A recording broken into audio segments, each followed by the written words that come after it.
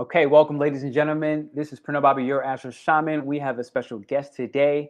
Hannah's elsewhere. She's coming in. She's currently backstage. We were doing a little talking prior, and this is going to be a very, very exciting message.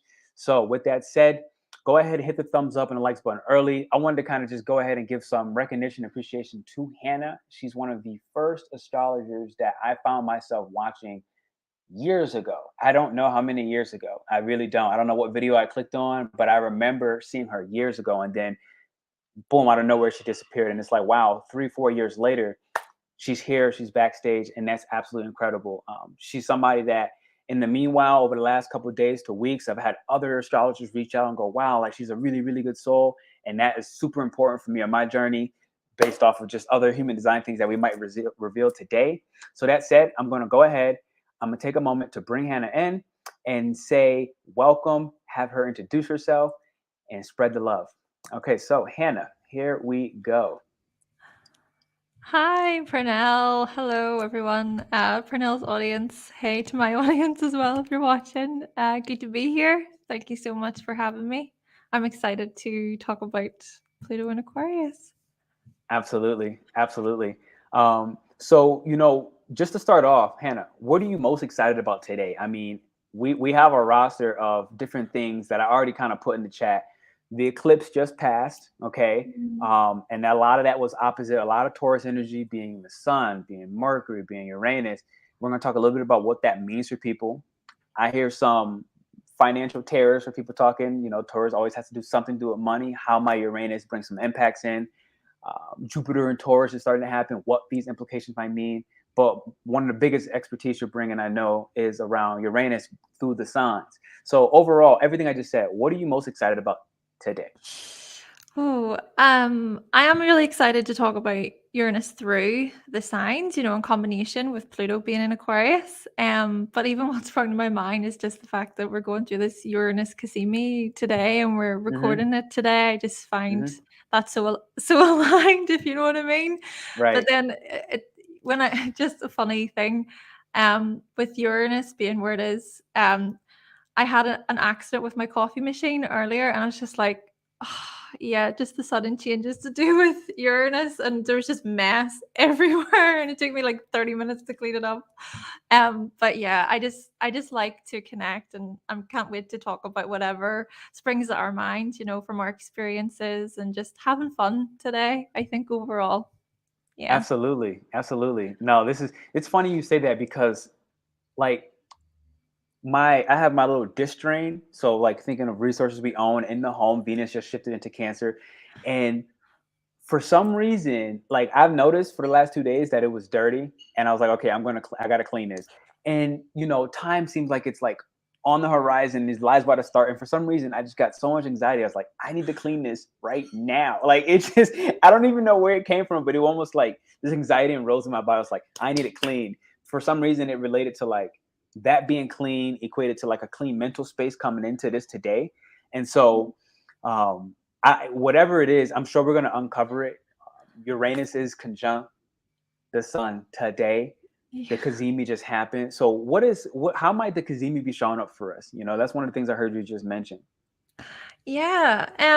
Just yeah, sudden changes to do with our resources, our finances, even thinking about our inner security. I even especially think that with Venus, the dispositor of the Taurus energy, just entering Cancer, on the was it the 7th, just yesterday? Yeah. So Mm-hmm, mm-hmm. there's a lot for me. What I'm feeling is the importance of feeling, the importance of tuning in. I even think with all of the Taurus energy going on and with the lunar eclipse that we just experienced, that was very powerful. And it was bringing up, I think, for me, and even on a collective level, are these changes within us to do with what we need to let go of in order Mm, to feel more worthy. And to be honest, the past few days have been so sudden for me. Like, sure. and I think I can't help but think that perhaps on a collective level, it's almost like the Uranus Cassimi is coming up and it's going, right, whatever that pattern is that you're doing, whatever that cycle you're caught up in that perhaps you're Mm-hmm. unconscious of, right, that's gone. That needs to Sure. go.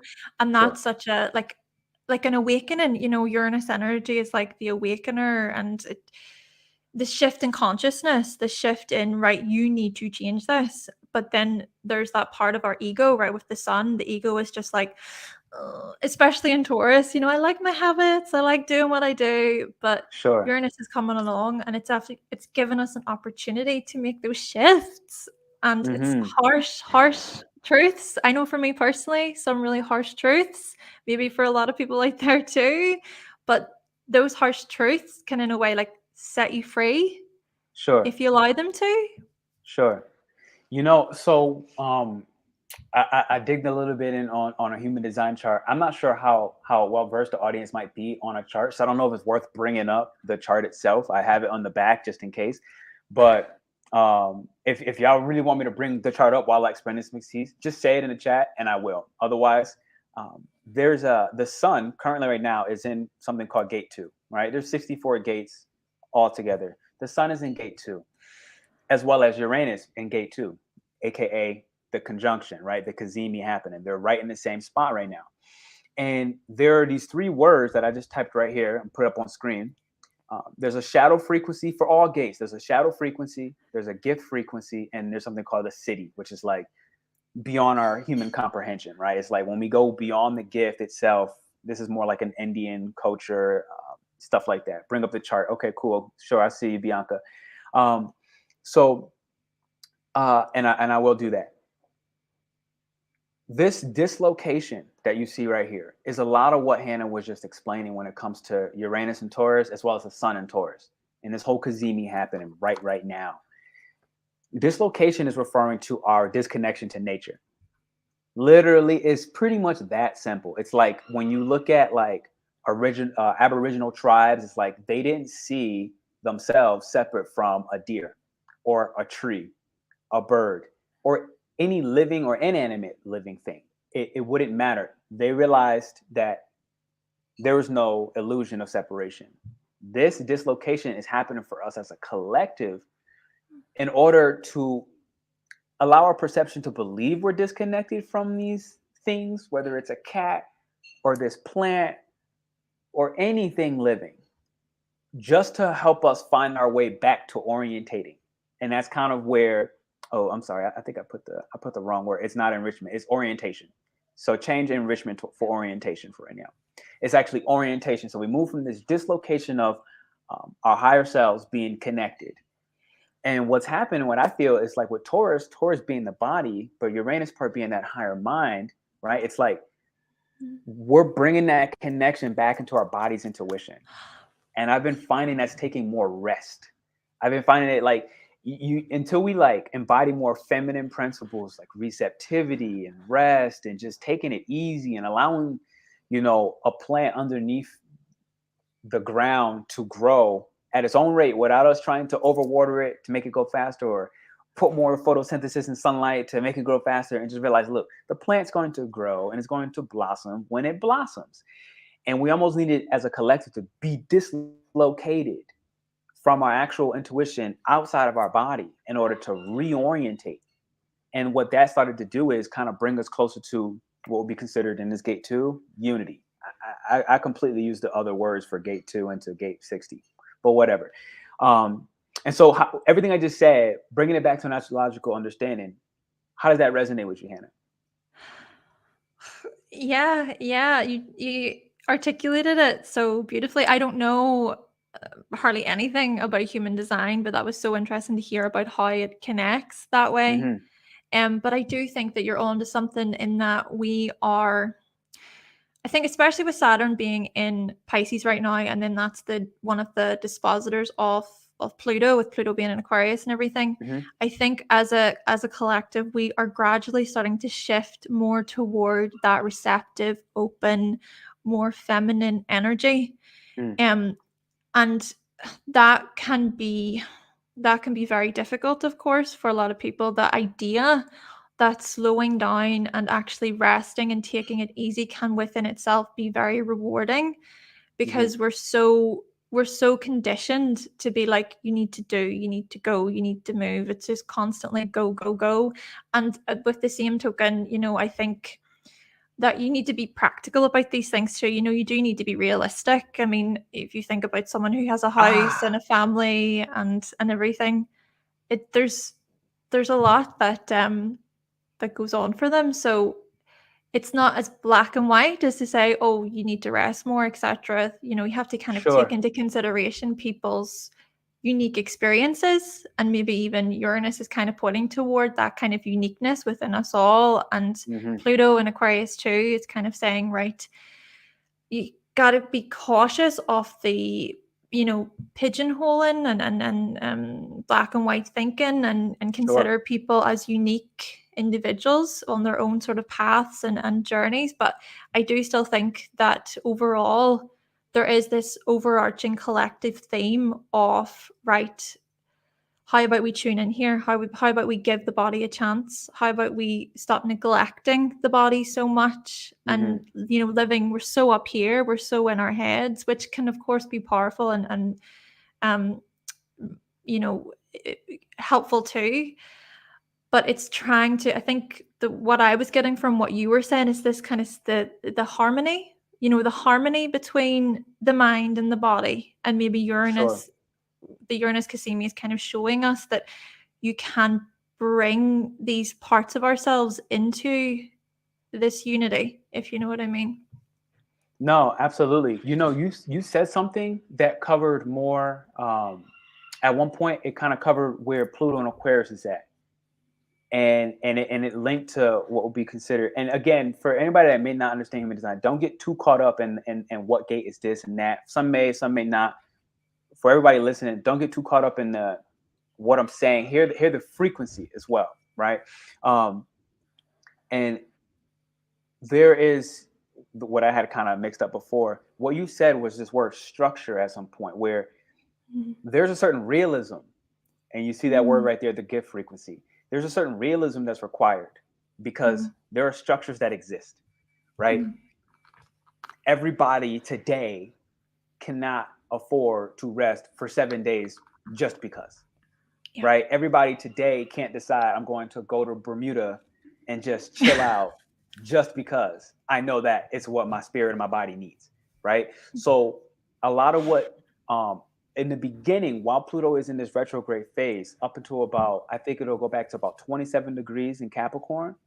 From then all the way up until, and I wrote a date here, February 15th, it'll finally kind of hit in 2024, where it starts to leave what I'm about to say next.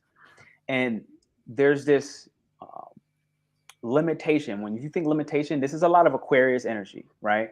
So Aquarius, but the ending of Capricorn into Aquarius. And it's like Aquarius has that Saturnian vibe to it. It also has Uranus, of course. And limits is what we know Saturn to be, right? And so we're putting this transformative planet, Pluto, at this stage of the ending of Capricorn and the beginning only to about 2 degrees of Aquarius. And then it'll leave this, what I'm about to say next. It's about, there's these two things that can happen. Our limitations can absolutely cripple us when we start realizing, okay, there's this red tape all over the place. I can't go across the line. And this will look like that story where we're like, we take this debilitated approach. We're like, oh, the government's against me. You know, oh, the rules and the regulations are against me. And it's all this against me. It's like, instead of seeing and using this limitation in order to force a transformation. And it's like, that's where this gift understanding comes in, where like, when we get realistic that there is a structure that's required to the space that we may have to manifest, right? Like in order to manifest, we can't overly bog something down, but we also need structure to be realistic of like, it won't be born, you know what I mean? And so you had said that word structure, and it just brought me to this understanding of like, that is where Pluto and Aquarius is really beginning. It'll retrograde back and it'll stay there until 2 degrees, and then things will change again. Yeah. Yeah, because you even said a good point there. You made me think about with the structure of you know, with what you can do within the structure, within your own limitations, and what you can achieve within it.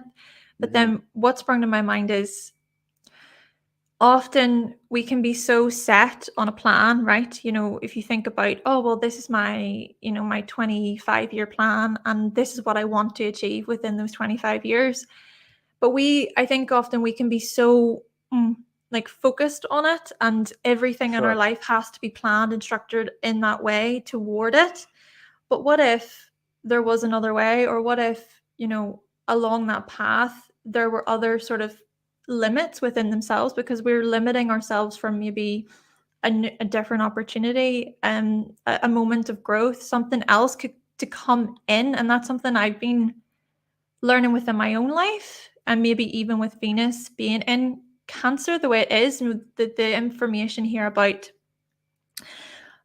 well, a part of this is Saturn also in Pisces, and Hmm. even there will be that trine between Saturn and Venus eventually. But um, the way I'm seeing it is that back to receptivity, back to openness, back to being willing to receive other possibilities, even thinking about Pisces. Pisces is such a sign of, think about the possibilities, dream, vision, visualize, sorry, um and see that there are opportunities there. Even think about Jupiter being one of the rulers of Pisces, and then Jupiter going into Taurus, and then that Hmm. with Jupiter entering Taurus over the next year, maybe there's an element here of reaching for something new, reaching for something different, but in Hmm. the ways in which we don't expect, even thinking about with the Uranus energy in Taurus. And I think you're so right in that way of like, we can become so bogged down by our worries, by our stresses, our fears, our anxieties. And I'm not perfect. I know for me, how I show up in my life is I go through that so often. Mm. But I can't help but think that with Jupiter entering Taurus and everything, that there will be hopefully hopefully something new, a new path, a new way, a new vision, a new dream, a new opportunity. But yeah, I think the whole thing is just being open, and that can be so hard to do, especially if you're so one track minded, of like, Right. no, I want to get here and that's it, and that's the plan. So yeah, that it can You be you challenging. you literally just hit it, and this is the beauty of like intuition as well as like knowing we know, right? Like you everything you just said, you just hit how to unlock that Pluto and Aquarius energy, unlock that gate 60 that I was just talking about. The whole concept behind what that gate is and what you just said is having an open mind. I kid you not. No matter how many times you read it over and over, or if I read it over and over, it is all about like I love the research. It is all about an open mind, because it's like we're going to hit limitations, we're going to hit blocks, and in order for us to find what is pure within the middle of that block, somebody had kind of gave an example. I forget where I saw it earlier about like going 200 miles an hour. This is a prime example, right? Of like how like limits can be beautiful, right? It's like it can be very dangerous without certain limits. And there's this understanding of like us having an open mind, we can start to look even throughout history, right? Every kingdom, every empire. I love watching like old middle age, like archaic Viking shows and different stuff like that, of like all these kingdoms falling and rising and crashing. And it's like they all had a certain system, they all had a certain structure. And there's this major theme of like when they hold on to it too strongly and they cut off all other outlets, they cut their bridges, they burn their bridges. This is usually when the structures decay and there's a fall from the inside out.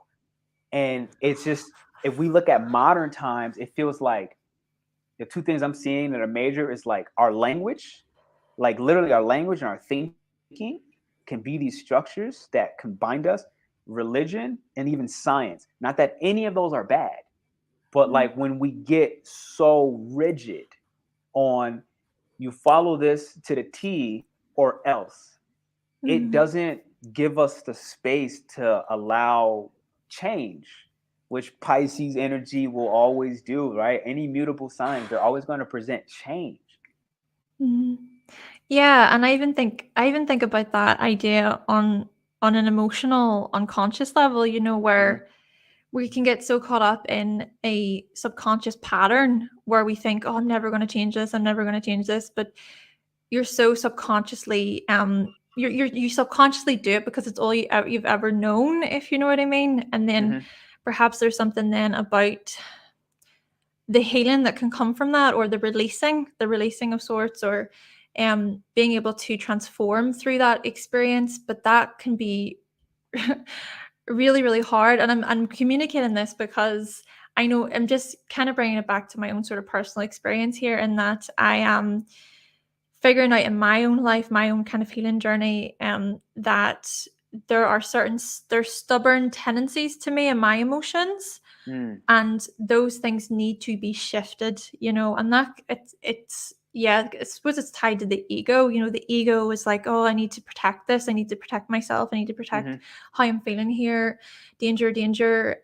But what if there was another way, you know? And I find that I've come up against certain situations that have actually powerfully shown me, no, no, you need to change this. If you Mm-hmm. don't change it, actually, the change is probably going to be forced upon you anyway. And I think there's Right. even like that element. It's like, well, either change, you know, consciously, or you accept it, or it's going to be done regardless. So why not get out in front of it, you know? Listen to Thousand the percent. messages. Yeah, listen to your Thousand intuition. percent. 1000%.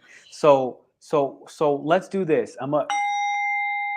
We had our little 20-minute intro. Let's take it back a notch. Everybody listening, I would love for you to go ahead and just join me for a little breath exercise. It'll cost you maybe 3 to 4 minutes, okay?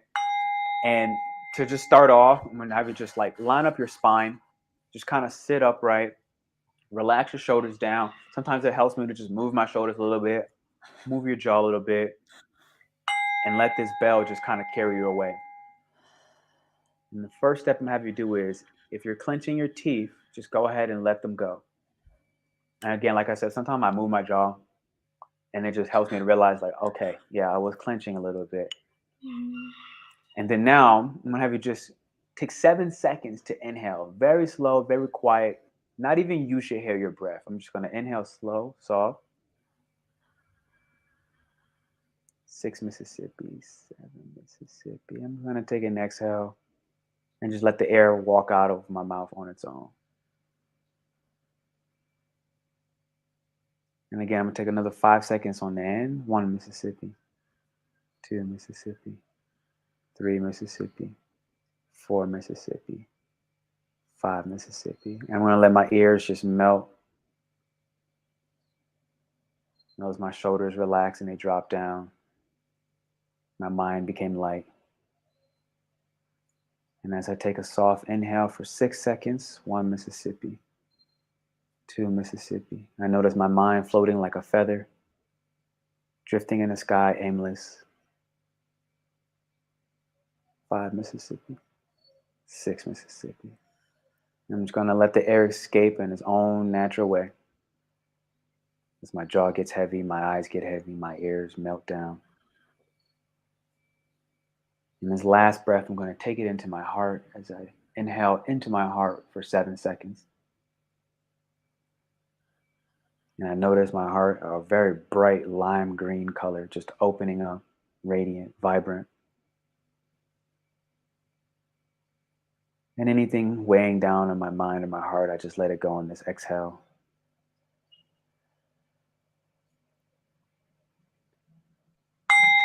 And let the bell carry me away.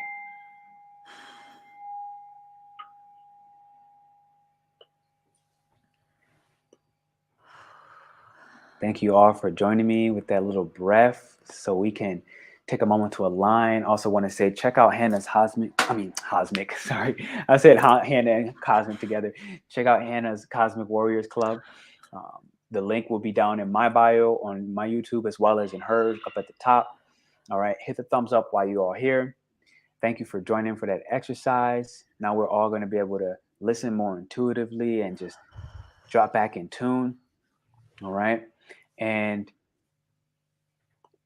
let's talk about the most recent thing as we just on a brief note, because it has passed, but it's an eclipse, so things will continue to shake and operate for the next couple of days to weeks, right? We just went through this Scorpio eclipse. I had my members meet up yesterday, and we talked a little bit about it in our writing prompt. Um, what revelations have come through for you, Hannah, when it comes to this eclipse, like opposite all these Taurus energies? Wow. I think a big message is to stop rushing. Mm, I think a big theme, perhaps even this could be said on a collective level because there's so much of the Taurus energy, and then we had the solar eclipse in Aries, opening up that eclipse portal, and so with right. Scorpio as well, Mars is just such a key player. I suppose Mars has been in Cancer, but I think there's such a theme here of not rushing. And moving slowly, and that doesn't necessarily have to be literally like you just slow motions. It's more like just being more consciously aware of what you're doing, of your actions. And I find that whenever I fall into the subconscious ways of reacting emotionally, that's Mm, when I'm actually met with, well, I have been a lot lately, I suppose, with the lunar eclipse in Scorpio. It intensifies everything. But I've been finding that there's been like a no backlash, like a, oh, you're gonna give into that subconscious emotional reaction. Well, this is what you're gonna learn from it. You listen, what listen, what listen. house is your Scorpio hitting? Out of curiosity. The third house. Okay, cool. Yeah. Yeah, that sounds right. Because I had a lot happening with mine in this whole partnership sector, and everything you just said related with all my clientele, even my romantic partner. All those same things happen. Slow down more. Um, I really just started like I feel like opening my heart more. Really, like with less stipulations, less skepticism, and just like, you know what, P, like you can do this. Like you can, like, literally, it's kind of, and it kind of happened very quietly for me, if I'm being honest. It's like, you can do this. You can, like, even recently I changed my icons to the background, this like brighter green, or at least a green that I like. Even wearing this earring today, I wore it with this green, and it's just like this green for me, this whole heart opening. And I really relate, Scorpio, with this heart chakra. This whole heart opening has been a very critical stage at this point in my life, because I've been finding that, like, without opening the heart, I feel like this is what the eclipse did for me. Without opening the heart to people, including you, right? You'd be my seventh house right now. Like right now, we're in a one-on-one engagement. So you're my seventh house, my romantic partner, my seventh house, on my clientele. They're all my seventh house, right? And I've been finding, like, just like slowing down, opening my heart, and feeling like, sympathizing, being more empathetic on both ends has been probably the most game changer thing for me. And it's slowed me down tremendously. And I feel like a lot of worries within my relationships have been less. I've been thinking less, a lot less about the whole process, and just feeling a lot more of like, does this feel good? And I did a lot of that even with, like, with you, and like the whole like reaching out to you. It was like, does this feel good, or are you doing this with your mind? And it was like, no, this feels good. And I'm like, okay, cool. And I was like, well, let's just wait on that. And it's like, does this feel good still, like X amount of days later? And then I finally reached out, and that took me times when I made decisions with my mind to do collaborations, right, versus like what felt good, and they didn't work out so well for me. And I had to realize, like, okay, look, and this is what I feel like the clips kind of really revealed to me, because it's not just in business, but again, in my romantic partnership, everything I just said has been about the same thing. So anybody else that want to share your eclipse experience, please do it in the chat. And just, let us know. I feel like it always is helpful when other people see. You never know who you're helping by just sharing something in an open manner. As we kind of look into maybe one of the next topics, you mentioned this briefly. How might you think Jupiter and Taurus? May 16th is coming soon. No, what is today? Today's the 8th. So about 8 days from now, about next week, May 16th, you have this Taurus energy happening. and how that might be impacting our self-worth, what role that might play on our individual faith and what we built over time. Mm. And I feel like it kind of coincides a little bit with people's fears, monetarily related, like what's going on. So you have any insight for yourself on these two topics? Yeah. Yeah, I think what you were saying there about the money fears is an important thing, because whilst Jupiter, Jupiter is seen as this really beneficial planet, and looks at things like fortune and luck and blessings and growth, and we may find that these things do start to happen when it comes to our materials and our resources, so on. But at the same time, Jupiter expands whatever it touches. And so, if it is that there are worries or fears, it's to be also cautious of that kind of the expansion of those, or with even Uranus coming into the equation. I know the Uranus is still, there won't be a conjunction between the two of them for a while, but Uranus is still in Taurus, and it can still look at these sudden changes, these sudden shifts to do with our self-worth and our materials. And so that can, of course, be in a perhaps positive or negative way. But then I Right, suppose whatever it you is feed it, about, right? yeah, but it's also thinking about, people's personal experiences. I mean, I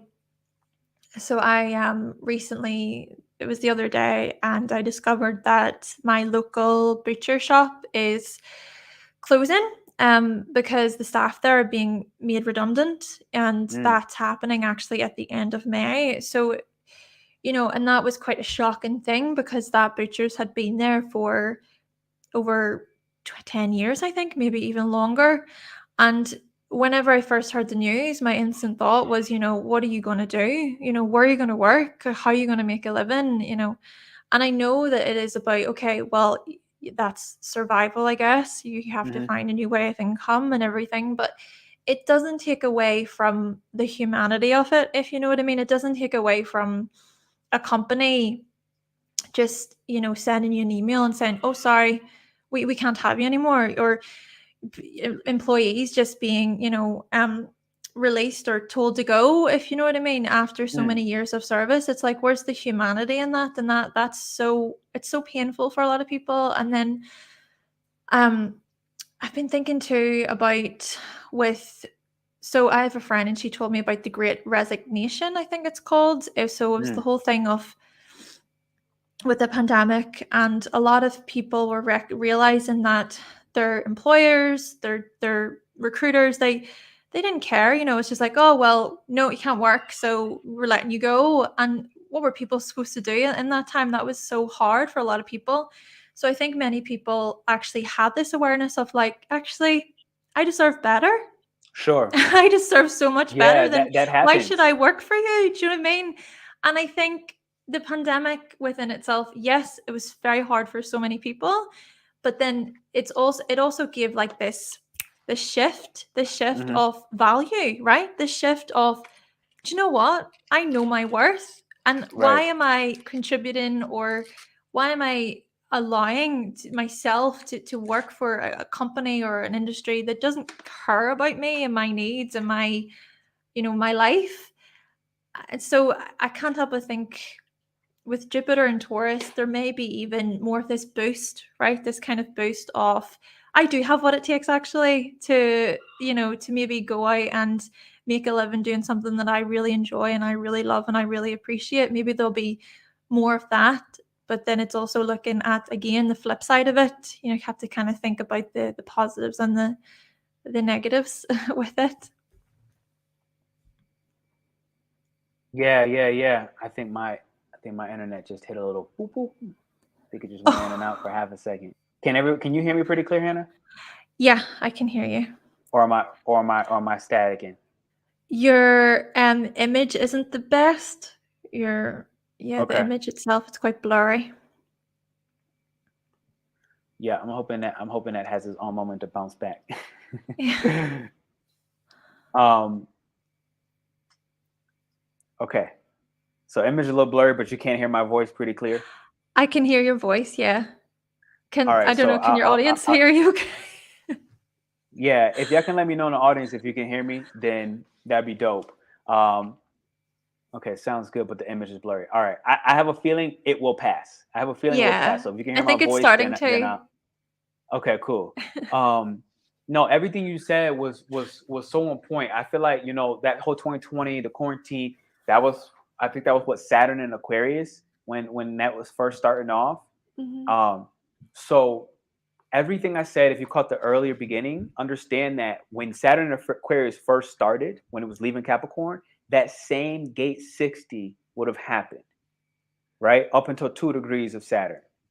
So from 27 Capricorn, Saturn and Capricorn, to 2 degrees of Saturn and Aquarius, that same gate 60, those restrictions, those structures decaying and falling apart is happening in Pluto. Now, so hear everything she just said, because that is a prime example. Saturn does have different implications than Pluto. So we can all kind of make our own interpretations and feeling into, okay, well, this is what happened with Saturn at that gate 60 I talked about with the structures decaying. Well, Pluto, we know it for, okay, this is it. Like, this is the final, whatever I decide happens when it does implode, going inwards until it goes outward enough. This is going to be the final story. When I think about at least these structures and us getting realistic of, okay, well, what structures do I need? Because this is the important part. We can't just have an open mind. We have to really start thinking, okay, I'm gonna have an open mind. I'm gonna work my manifestations, but I also need to implement structures. If I'm going to step into entrepreneurship, for example, okay, like, do I have my Calendly set up for booking? Do I have a way to actually take payments? Okay, these are some of the structures. Do you have a Stripe account, or can you take payments from international waters, from Europe to the US to Asia? Can anybody buy your service, or is it limited? You really want to start considering, whatever your endeavor, that a structure will be required. So I would say, look at your Aquarius placements, look at your Capricorn placements, um, find out how structure may make sense to you as an individual, and start implementing that. Talk with other people, because what Hannah just said, this is not going to not happen. So, like, I just want everybody to, like, just be mindful of that. Like, your self-worth is all increasing if you choose it. Is increasing to support us in these next steps, that says, hey, look, you're worthy enough, you're ready. And when you think Taurus energy, there's something I came across the other day of, like, why Taurus is able to tolerate frustration very, very well. And a lot of times it's about attaching to a positive image. Like, so I think in human years, Taurus is 2 years old to 5. And as a baby goes through those developments of 2 to 5 years old, whatever is happening, hopefully a positive image, they can attach to that positive image of themselves, of their mother, of whatever it is. Of the example I had was like a teddy bear. You've seen a kid, they like their teddy bear, they attach to that teddy bear. This is the possessive side of that Taurus energy from 2 to 5. Now, what's magical about Taurus as well is it can just be the thought of that teddy bear. They don't need the physical item from a human developmental stage of 2 to 5, the years of Taurus. And so my point of what I'm saying is align with the vision of what is a healthy sense of self-esteem for me. And that will carry you, I promise, where you can think the thought of that teddy bear that comforts you, that gives you security, or that image that gives you security. This is where it's like, whatever. For me, it's this. For me, it's this. It's like, I've never shown a painting ever. This is a part of my whole heart opening journey. And it's like, this image, it reminds me, if I think Taurus for a second, it reminds me of, well, how did I feel when I drew this?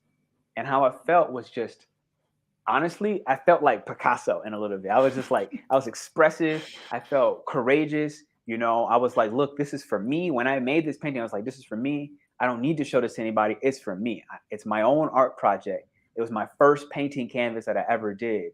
And it's like, that was the mentality in the beginning. And attaching to that security of like, look, this is me and my creativity and my not knowing what's going to come out in this painting. I was trying to draw an ocean. This looks nothing like an ocean.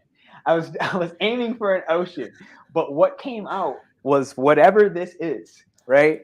And at the end of the day, I ended up loving it. And it was just this thing where like I was playing, I was just innocently approaching this project without anyone looking to watch. And that within itself became a sense of strength for me. And so my point is, having something that you do artistically, Taurus, that can represent a visual of the expansion of your self-esteem, the expansion of your self-worth, it will honestly become a positive image that will allow you to tolerate the frustration that will inevitably come as what we were used to starts to change and transform forever. And it's not about trying to fight against that change, because that is honestly always going to be inevitable. Okay? It is like, how can I create from the pressure of what's being forced upon me another system or another structure that will sustain me for the next 10 years, 5 years, next year? Who cares? It doesn't have to be that far out.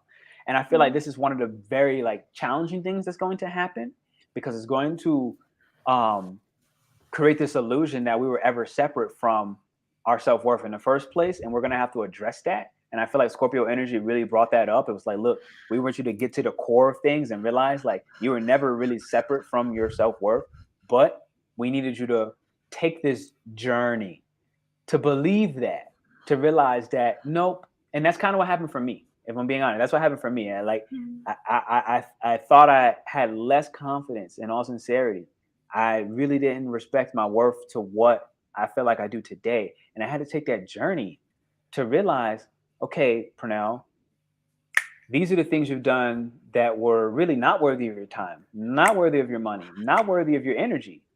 And we needed to show you this so that you can just realize that you were never separate from your worth in the first place. There was nothing to heal. And that was just my personal journey. If I share it from that perspective, I feel like Jupiter will really, if we choose, because it will feed the bad wolf, it will feed the good wolf. That's how Jupiter works. It will feed the bad wolf, it'll feed the whatever you feed it. And so it's just a personal choice that I feel like I'm making. And I hope that all of us in this chat listening makes as well of like, look, this is a truly expansive time to say, this is me. This is me. This is who I am. This is what I have. This is my worth. This is my value. And because I say it, it is so. Period. Yeah. Yeah. Powerful. Yeah. And I feel if I can I add to that point? Please do. Can Please do. We're collabing. I feel as well with that is it's what you said there about the kind of the illusion of being detached from our self-worth. I think that yeah. And I think that is so powerful, because we do tend to look outside of ourselves for that validation, for for self-worth, where if you attach to a certain job where you were in a certain position, to be a lawyer, for example, for 20 or so years, and then that was your worth. If you placed all of your self-worth into that image, that persona, then that thing coming to an end, that ending, if we think about Pluto in Aquarius, it could bring these endings, right?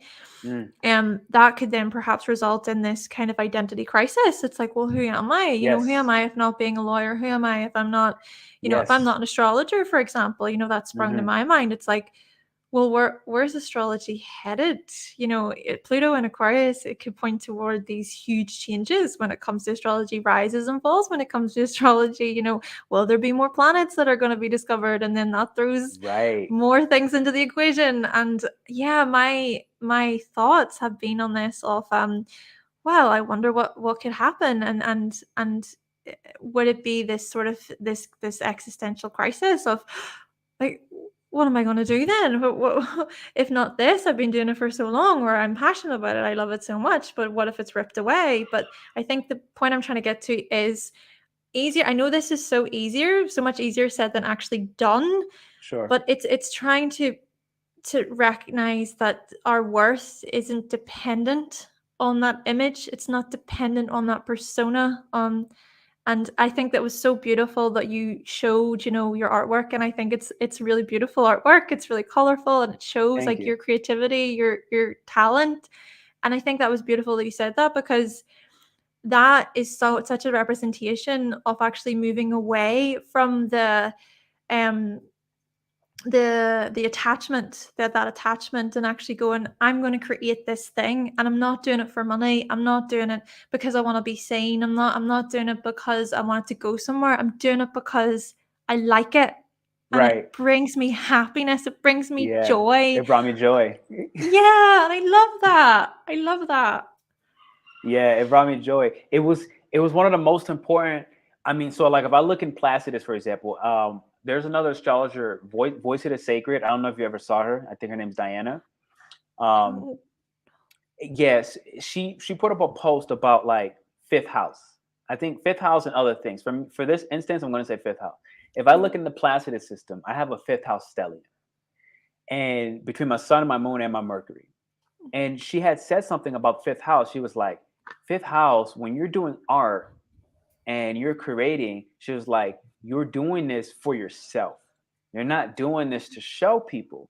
And it was one of the most game changer things that I started to like align with myself. And she went way more in depth. She kind of explained her points and got real, nitty gritty with it. But what I took from it was like, well, what happens if I start creating art because I want to create art because it honestly is fun and it brings me joy and it actually is a very relaxing task for me. It takes me out of my mind. It really, really does.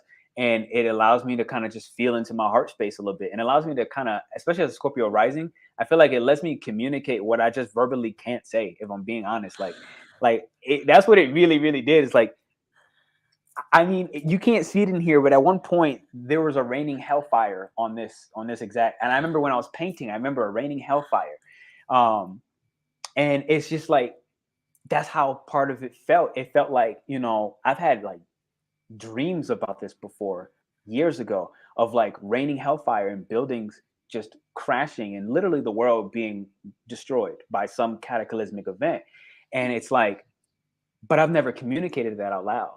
But it's ironic because I'm having my own like shock moment because I didn't even realize that until I said it in this moment. But that's what actually got communicated at one point of painting this among 5, 6, 10 other different lessons. And like they all are being communicated when I look at the same time without me even knowing what I'm looking at. Like I can't remember all those things until I do, like this moment. And I find that this Sun, Kazemi, and Taurus with Uranus, it's as we step away from how we feel dislocated from our higher selves, whatever that implicates, synchronicities become more frequent and relevant. And it's like when I think of it, it's like Taurus is this Venus energy, right? Where look at I said this in my group the other day, the Venus glyph, this circular part is where Pisces is exalted, and this cross is like at the bottom where Taurus is planted. And it's like, okay, the cross being Libra. And so it's like when spirit comes all the way through, can communicate through Libra and English we can understand, down to Taurus, where it's physically something we can experience. This is kind of what it felt like for me. And I feel like this is what's happening for a lot of us. And while Venus is in Cancer, it's going to be about checking our impulses and kind of restraining and containing them until we feel secure and whatever that requires. And that will ultimately become the fertilizer for us to grow things again beneath the surface, really just introspecting for ourselves on what we're feeling, being able to tell a projected feeling from the person across from me who I care about, who I can feel their emotions and realize like they can have that emotional experience and I can also not attach to that at the same time, and vice versa of I am allowed to have my own emotional experience even if it's an outburst and not directed towards a person but to express this pent up energy. Because again, this Pluto, these power struggles we have faced with, this, the limiting structures against our hopes and our dreams, and how humanity has been knocking us upside our head over and over, back to back to back.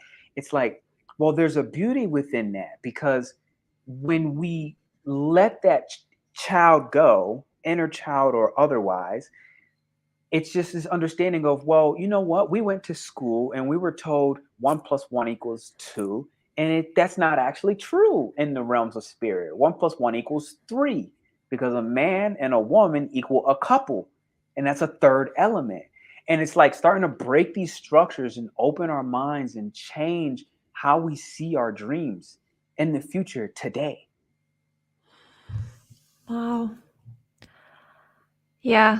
Wow, that was when you were saying that, I was just sort of processing it and feeling through it. You know, we were saying about where people can have their feelings and their emotions, but so can we, and we're just so caught up in the projection. And I can't help but think that with Saturn being in Pisces, even with Neptune being in Pisces for all this time, it's been there for a while. Long time. It's just been like showing us the projections that happen, those emotional projections. And I know for myself, things have been amplified and very, very obvious. There are these strong messages of, right, you need to bring awareness to that, you need to bring awareness to that.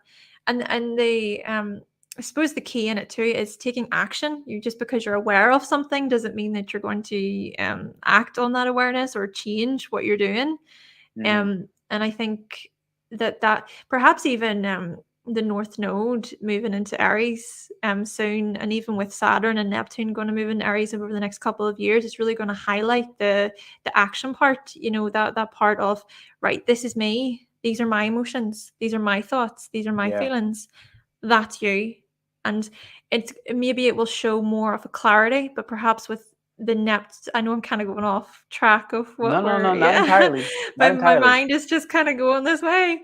But perhaps with the Pisces energy, you know, with Neptune and Saturn, it's kind of preparing us for that. It's kind of it's sort of going through those waters, through those oceans, to unravel the mystery, to unravel our psyches in a way, and then go sort of be reborn through Aries, you know, life, that the new beginnings, the bursting through into the earth, into the light, sorry. And yeah, I can't help but think that things are going to amplify and accelerate, especially with Pluto being in Aquarius and then going back and forth, etc. But it will just come to a point where we've got to just own ourselves. You know, I think a lot of it is to do with how we are feeling as individuals, but with the same token, with the South Node being in Libra, and even with the axis of Aries and Libra, it's kind of trying to find that, I want to say the word balance, but that within itself is so complex. But yeah, it's, you know, it's trying to find that balance, that harmony, that effective sense of give and take. Right. No, you know, I was looking, I think you're right on point. I feel like I know you are, because it's like, okay, well, what happens when you're restricted and you're limited for a long enough time? Eventually, you just accept the fate, even if you're forced, even if it's in spite. Eventually, it's like, okay, well, I'm obviously just not going to go anywhere, right? Like, and then this is when I feel like, while we're in this dark space, all this Pisces energy, right? We're building our structures up in Saturn and Pisces to say, look, Pisces, you are so infinitely beautiful and expansive. And it's like your dreams can actually not be contained. But let's put you in Saturn and do the best we can to contain what we can, so that we can create a mold for these dreams. So we can, and with this mold, we promise in 2 years and 2 years and a half, we're going to remove this mold. But what it's going to do is going to give you enough structure and shape so that we can act on Virgo type things, your opposite sisters, so that we can steadily grind on these dreams in a realistic manner, so that we can actually bring justice into the world. And I feel like once that happens, it's like you said, all this Aries energy, these eclipses in Aries, I feel like it's easy to sleep on eclipses when they happen back to back. But it's like there was a new moon at 0 degrees Aries, and then there was a new moon again, another eclipse at 29 Aries. That takes that at least bare minimum 6 months. And that will bring us right to the North Node in Aries. And this will be the type of intuition where you no longer have to feel, you no longer have to think. Fiery intuition is instinct, where you don't have the chance to think, you don't have the chance to feel, you've already felt it. You've already thought about it. Now the fire within us is just going to instinctively move. It's going to move us. It's going to say move. Especially with Libra and the South Node, because that's what this kind of brought me. It was like I realized like Libra is like in human years, it kind of equates to like 27 years old to like 35. And this is this part where we're creating professional relationships that actually facilitate growth to our career and our image and our ideas and, you know, things we see that are worthy of justice. But there's also the same phase where we kind of lack integrity. And I know it's exalted in Saturn, but it's like we're not lacking integrity with intention. We're kind of realizing that, look, we did a couple of things that actually did progress us, but once you get into Scorpio a little bit later, 35 plus, you start realizing, okay, but I need this to be purely authentic. Like no corner of this can be fake, not even a glimpse. I need everything to be 1,000% in integrity. And we're learning that integrity between those ages. We're learning through relationships. So once we hit it in the South Node, I feel like these dynamics will say, look, everything out of alignment, everything out of integrity, when it comes to relating with others, I'm not just going to do this because it feels balanced. I'm not going to do this just because it feels fair. Because sometimes fair is I end up here and you end up over here. And it's not about a hierarchy. It's not about you're up or I'm down.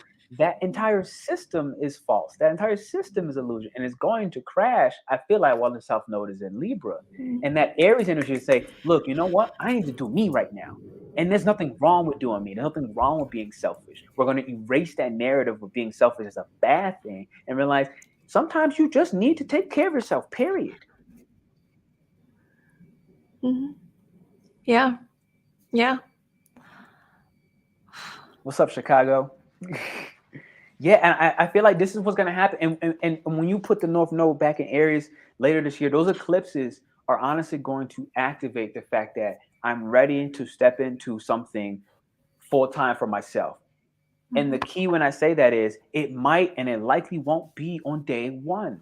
Understand this. Like, you know, I think for me to go full time, it took me at least 5 years before I was full time I'm just doing astrology and human design and running memberships. 5 years. And I didn't start as an astrologer.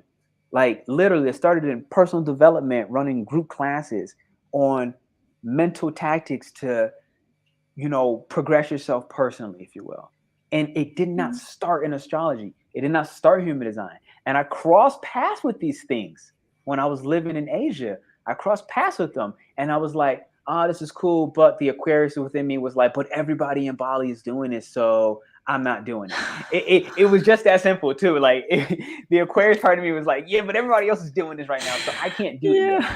And, you know, so it took those stages where eventually it was actually 2020 where I was like, okay, look, boom. I started acting on those things and I started, you know, detaching a little bit from, it's like, well, just because everybody else is doing it, quote unquote, doesn't mean that I don't love it. Like, it doesn't mean that I don't find joy in this. And I had to kind of work with my own stubbornness in that time frame and be like, look, you know, like stop, like just stop. And so I just want to let people know that while you go into this North Node, it already activated on the Aries eclipse. I promise you. And just understand that by time this North Node is in Aries, you're going to stop prioritizing other people so much that you actually disrespect yourself. And that's one of the biggest changes that's going to happen. And you're going to realize I have a lot of space, I have a lot of time. And what am I going to do with this? And you're probably not going to know. And in that moment when you don't know, realize that the work has already been done and just act. Because until we push something, we're always going to be blind when we start something out. We're never going to have all the steps. And there always is that point where you have to push somewhere for something new to be born. Yeah, even to add to that, I need to reflect a little bit though. So what you were saying about us putting ourselves first, so to speak, right? And well, being selfish, right? The being selfish and not overdoing it where we put other people first to the point of maybe sacrificing our needs. There's that disrespect towards ourselves. When I really look within myself and I think about my own kind of experiences, my own sort of investigation, so to speak, with the whole 1-3 thing, I have found in my life where I will not jump in to a conversation. Okay, I'll be quite silent or quiet, even if it's friends or even if it's a group where I know that there's intimacy built there. But I find that me not doing that in a way where I think other people aren't recognizing me, in actuality, I'm not recognizing myself and I'm not bringing what I need or what I want into the conversation. But that within itself isn't fair on other people because they shouldn't be responsible to come to me and constantly ask me, what do you need? What do you want? How are you? I have to build that within myself in order to reach out as well. Of course, it is also important to be able to have that empathy to understand if someone's maybe going through something or whatever. I get that. But I find that there was a type of limitation within myself that I'm trying to work on, in that I have value. There is space for me, right? Thinking even about Aries, it's like there is space for me within this situation, within this group, within this area, and me not speaking up, me thinking that I'm putting other people first. So that's what you think. Oh, I'm just trying to think about other people and what they're doing, when really it's more of like a disregard to what I need to say or what I need to contribute. So yeah, that just kind of sprung to my mind. And then also what sprung to my mind when you were talking about with the Aquarius energy. With the I'm not gonna get into that because everybody else is doing it. That's so me. Like I'm an Aquarius, and then I have a Mercury in Aquarius and also Saturn. So perhaps me having Saturn in Aquarius contributes a lot to what I was just what I was just sharing, if you know what I mean. Sure. But Yeah. still, with Pluto entering Aquarius here, perhaps it's going to intensify a lot of that behavior, or it's going to showcase, where we are subconsciously doing that, where we're like, oh, so I'm so above that, like I'm just going to detach. But then at the same time, even thinking about Pluto through a lens of really digging deep into something, because I think on the other side of that, people can be so quick to jump on the bandwagon. People can be so quick to, jump on the trend, let's just go for it, without actually properly going, hold on a second, who's behind this? What's their message? What are they doing? How much are they earning? Like, what do they want from me? It's having that kind of that investigator a bit and digging and a just little. discernment, like to actually take the space to discern and realize like that it's healthy. It's healthy to just pause and discern. And as a credit to you, like I know you're a projector, and it's like one of the biggest things of what you said, which is so important, is like projectors are guiding generators. I'm not sure if you knew that at all, but in general, as a general rule of thumb, projectors, one of their best gifts to offer is to guide generators. Now, I am a generator. And understand, generators are 70% of the world's population, and projectors are 20%. And so what I'm saying is your 20%, you are guiding us, who are the majority of the energy that flows in the world. So when you don't speak up, you kind of spoke about it already, how it could become a disservice. Like, we need you. Like, I'm telling you this as a generator for all generators, we actually need you to guide us, because that is part of your role. As a 1-3, all the research that you do, it is handy. And this is where I know, if you have your channels and you're putting messages out, you're doing videos, that's what you're already doing. So it's one thing you're doing it through the internet, right? And then I don't know what it's like in like real life interactions and stuff, but in your real life interactions, that's still happening. The same way you're guiding us. And remember, like I said, how I started this message years ago, you were one of the first people that I watched when I was collecting information on astrology. When I got over my stubbornness and I was like, okay, well, you know what? I still love this. I still like it. And it's like, this is my Saturn third house. Like when I really worked into it, I was like, oh my God, astrology is my language. And it was like the most profound, like blowing up mind blowing moment. It was like, oh my God, astrology is my language. It's like no one understands anything I say, no matter where I go, because I'm not speaking my language. I was not speaking my language. And when that hit me, I was like, oh my God, my stubbornness got me right here. Like I didn't speak the language that's why no one understands me. And this is why I kept hitting my head over and over. And so it was my Saturn return that kind of really, really it activated that. It was like, all right, cool, great. Wow. See, look at this. You got more people right here. And this guy's in my membership. He's like, yeah, I've been watching you for a minute. I told you earlier today, I had another astrologer like, yo, I was watching Hannah years ago. She's such a good, pure soul. And it's like, there's so many people already like right there. And they're the proof in the pudding that your efforts and what you do, the work you do is beyond worthy, period. They're all proof in the pudding. Matter of fact, everybody in the chat right now, if you can do me this favor, share one memory that you have or one way that Hannah helped you at some point of your journey. In the chat, take a moment to write it out. Please do. One way that she helped you during your journey. I pretty much already shared mine. She was one of the first people that I watched coming out of my stubborn stage of everybody's doing this, years in the making, until I finally snapped out of it and was like, look, it doesn't matter. This is my joy. And she's one of the first people to watch. And I can't remember what a video. I wish I could, but I don't. I'd be lying if I said I did. But something I watched, and then from there, it led into one of those spirals because again, I'm still that investigator on my shadow side. So it led into one of those spirals. So I started spiraling your videos and I'm like, okay. I'm learning. So meanwhile, while they're sharing some of that love, let's take a breather as we shift into the next segment and let that sound align our frequencies as we just softly breathe. I'm going to do what can be considered emotional freedom tapping. I want everybody in the chat, if you feel comfortable, join in with me. So what we can do, we can start this from the hands. Okay.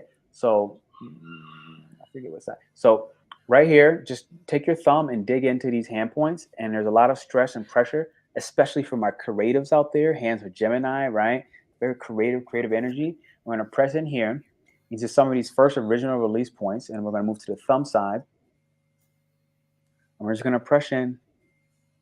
And I'm going to go ahead and switch my hands and do the same thing. Start on my karate chop side. And then I'm going to move to my thumb. Beautiful. Any tension in the teeth, we're going to let it go. We're going to drop our jaws. And now what we're going to do is come underneath our eye. There's this bone. And a lot of tension is held under these points. So whenever you're feeling head pressure, migraines, you can go ahead and start tapping on these points. I'm going to move to the side of my head where my temples are. I'm going to come to the center of the forehead. I'm moving back to the temples, down to the cheekbone. And then the next meridian point will be right here underneath my lip, or on top of my lip, between my nose. And then I'm going to do it again underneath my bottom lip. And then we're going to finish off going across this bone, this collarbone, right across our chest. And these are just different meridian points. And we're releasing energy. And I want you to just visualize the energy, just waves just dropping out of your body, waves of stress, waves of anxiety just dropping out. And then the final point is actually dead center in the forehead or in the head. And then I'm going to shake my hands out and just, just exacerbate all that extra energy, anything that didn't get out. Beautiful. And so I see so much love in the chat already. We'll share a couple of these on screen. Watching the videos earlier this morning, literally, and it helped me to understand my Thanks for 12th watching. house stellium and the Saturn in the fourth. Awesome. When she first started learning astrology, boom, look at that. Oh, this looks interesting. Group sex, Pluto and Aquarius. What role would it have in society? Oh, that's not what you learned from you. Okay. I thought it was. I was like, what? This looks interesting. Several videos, not just one. I will get back to you, Pablo. I don't think it's anything silly. I'm just taking this moment. Hannah's astrology explains so many things well detailed. There goes that investigator side. For starters, your in-depth breakdowns on the houses, the planets helped me to put pieces together by myself. Boom. Awesome. What we got here? Down. Lovely exercise. Oh, awesome. Okay, cool. So thank you all for sharing some of that. I really appreciate you. Did we cover what implications, and this might go back to Pablo, the retrograde? I think I did a little bit when it comes to the whole gate 60, but if you want to put your spin on it. Yeah, so I just want to look actually at my notes for this one, if that's okay. So I can just kind of remind myself of dates and things. Yeah, so Pluto retrograde from the 11th of June to the 10th of October. Okay. And then Pluto will station direct October till January. Okay. Okay, so all right. What I have here is I want to try and make this as balanced as possible. Like I don't want to go like too far to one side, if you know what I mean. But Sure. when I think of Capricorn, I think about laws and legal matters. I think about the government, businesses. So even with Pluto being in Capricorn for so long, we think about the financial crisis. Even with the pandemic and everything. So a lot of very heavy, very intense things for people financially, economically. And then I consider how Pluto is, Capricorn, is opposite Cancer. And when Pluto was in Cancer in the 1930s, there was the Great Depression. So there does seem to be then these very heavy, intense feelings and events to do with our way of life, even thinking about the traditional path, even with Cancer energy, that was very much about, right, okay, tradition. But Pluto in Capricorn has been kind of looking at,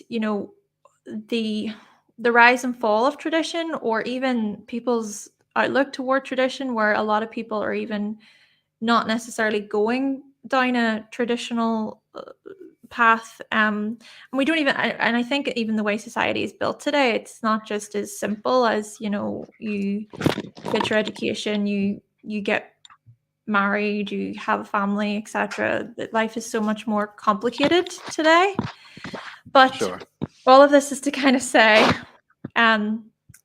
with the Pluto retrograde in Capricorn, perhaps it will even point toward new legal documents being signed. I even what comes to my mind are whistleblowers. So whistleblowers digging up secret information, thinking even about secret societies and protection. People, especially children, protection of children. Even thinking about human rights as well. I think even Pluto in Aquarius, with the short period of time it's been, we have been noticing a lot of people rising up and people pushing back, and there's been a lot of intensity in that way. But with Pluto then stationing retrograde into Capricorn, perhaps it's going to point towards more of the legal concerns, considering then perhaps political, governmental concerns too. And what else I have here? Yeah, outdated policies as well. So certain policies and regulations, maybe they're coming to an end. Yeah, so yeah, we could see some of that, but then I want to also look at it through a lens of with Capricorn energy. You know, if we think of it through like more of a spiritual lens, you know, it could look at connecting with the body more. You know, thinking about body work, healing, and you were mentioning about structures earlier, which definitely resonates in that perhaps it will be an opportunity for us to reassess our structures, to reassess the systems that we have built even as individuals, and then what we can kind of change, or what, you know, what we can do differently, or what resources do we need to collect, or what resources do we need to gain a deeper understanding about before we move forward when Pluto does station direct again in Capricorn. Yeah, no, 1000%. I really see all that. I feel like when we look at the retrograde, any it's almost like when you were saying any of those traditions that we're holding on to, especially that were only based in power or control over other people or a corporation or some entity that governs our rights or laws that are suppressing the people. I feel like this retrograde finishing in Capricorn will clean up those final narratives so that we can begin our next story in Aquarius, right? Because I don't think it comes back into Capricorn after this. I'm pretty sure it's done, right? I think it does one more time in 2024. I'm pretty 2024. sure. Okay. Yeah, just for a couple of months, I think, and then that's it. Yeah, towards Okay. it's November. So what happens in this when it happens this time? Pay attention, everybody, because it will likely show another glimpse. I see somebody here said we're kind of seeing themes in movies. I think Netflix is one of the people that are kind of really doing a good job of bringing out. I mean, if I look at my Netflix now, I have so many recommendations that are not even in English anymore, right? They're like coming in like Turkish and German and Spanish, and like it's showing certain world issues that need some new structures that need governing in a way that is no longer traditional, right? And I feel like if we watch this, we'll kind of get a glimpse of what will finish its story in 2024. I don't know what month, if I'm being honest, but what I do know is this Uranus Kazemi is big time helpful. I promise it's going to be big time helpful for us to be that Taurian mountain. You know, when I think of Taurus, I think of a mountain. And I always use this as an example. It's my friend Simon. He said, you know, the mountain is so strong that even the sun continues to come around and visit every day. And it's like through that, if we stay, I feel like Taurus is able to deal with so much of the it's stabilizing so much of the traumatic Scorpio stuff that could happen through shock and revelations as we dive into our psyche.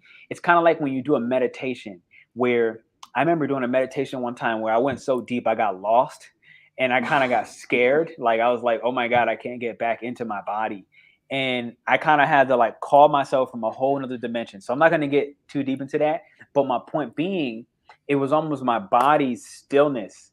I had a still point. Like it was like some part of another part of my psyche knew, Pernell, if you just logically think about this, you know where your body is. Just visualize it. And I did. And it pulled me back from however or wherever I was, because I promise I was way too far. And I panicked a little bit. I was like, why can't I open my eyes? Why can't I get back in my body? And my point being, Taurus offers that stability, that version of stillness where no matter what, it will remain.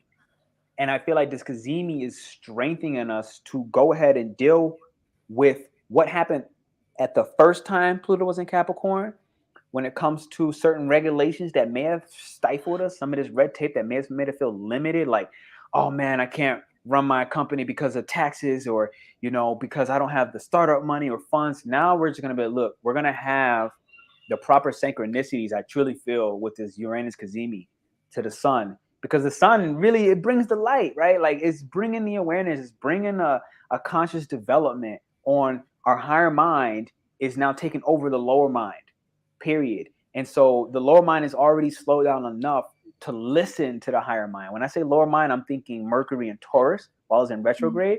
And when I say higher, man, I'm talking Uranus. And it's like, it's slowed down enough.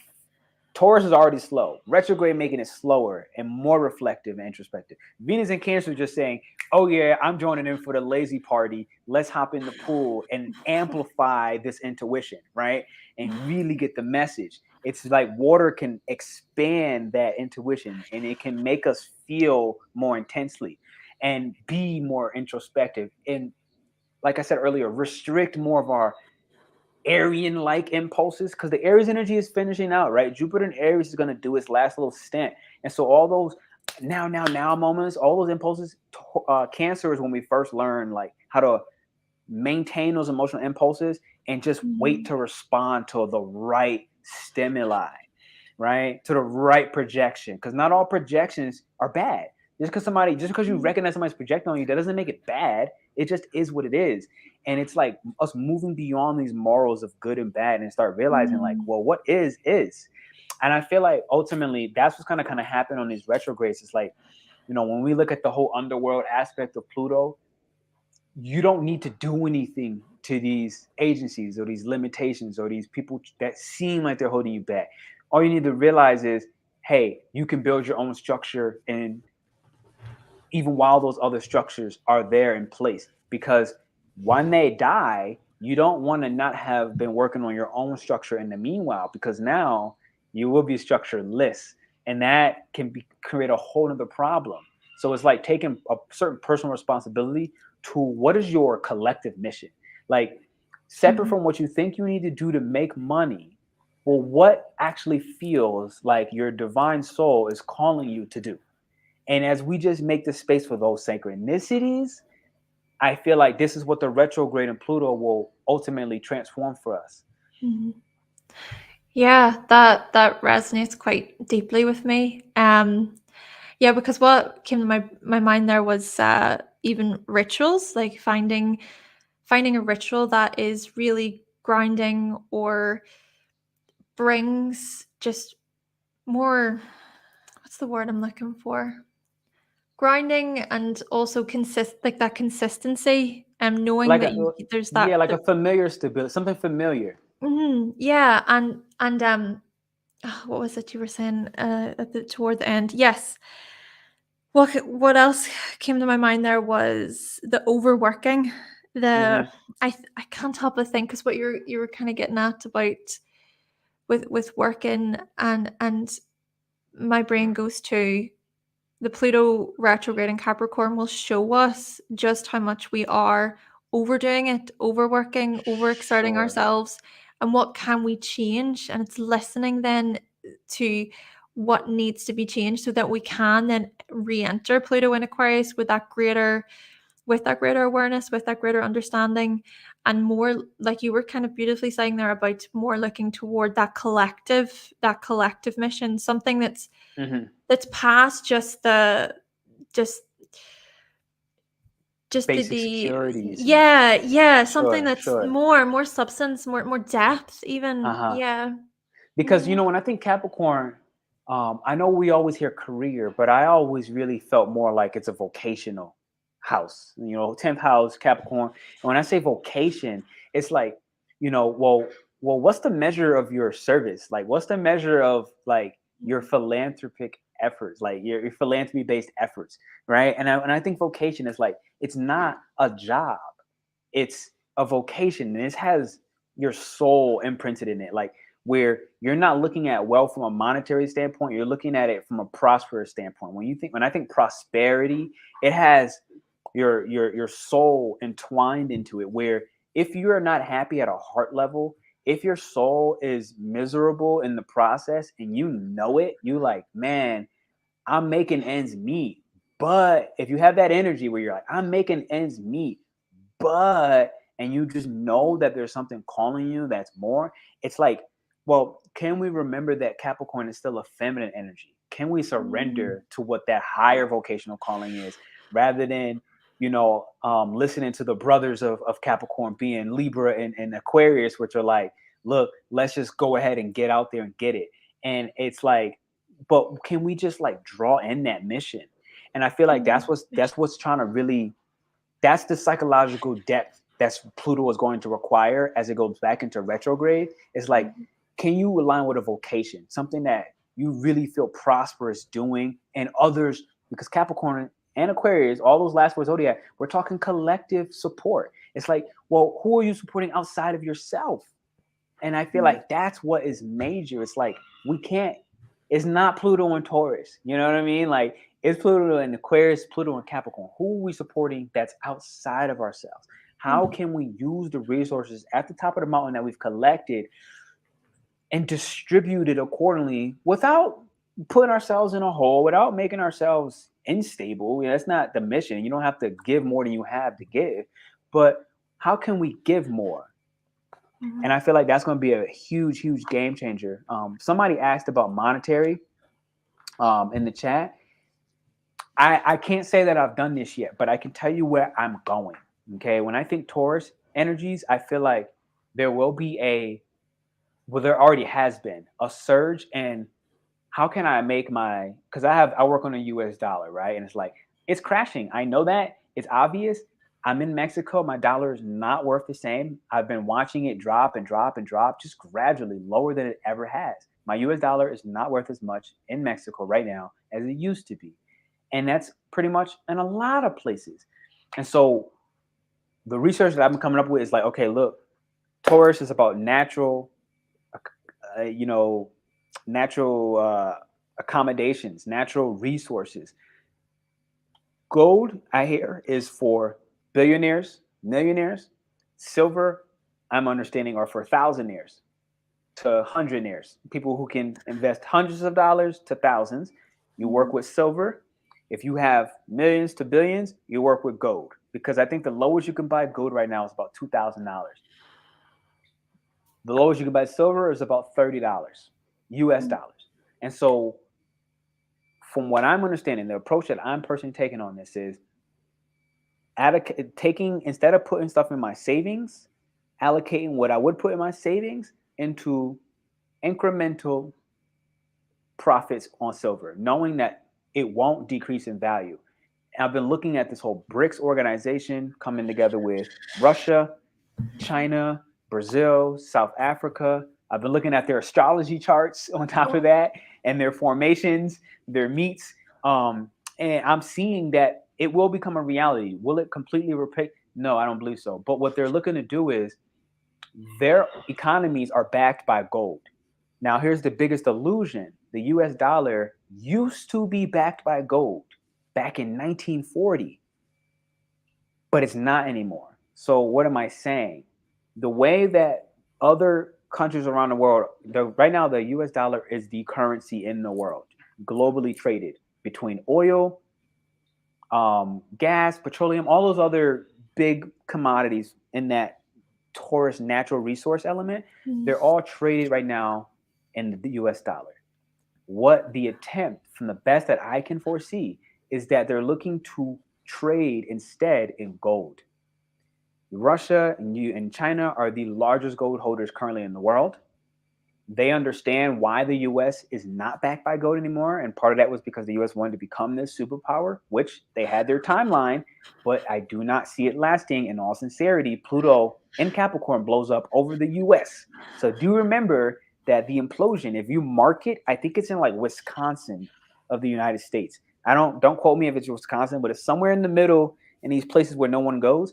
Point being, stocks will crash. I'm telling you already, the dollar is crashing. The best that I understand of how I can maintain my dollar during this deflation, because if you look at economic wheels, Aquarius, Capricorn, all these energies, which are in the sky, they always take historically the largest dips in Aquarius. Aquarius is like when it hits its lowest point from an economic wheel.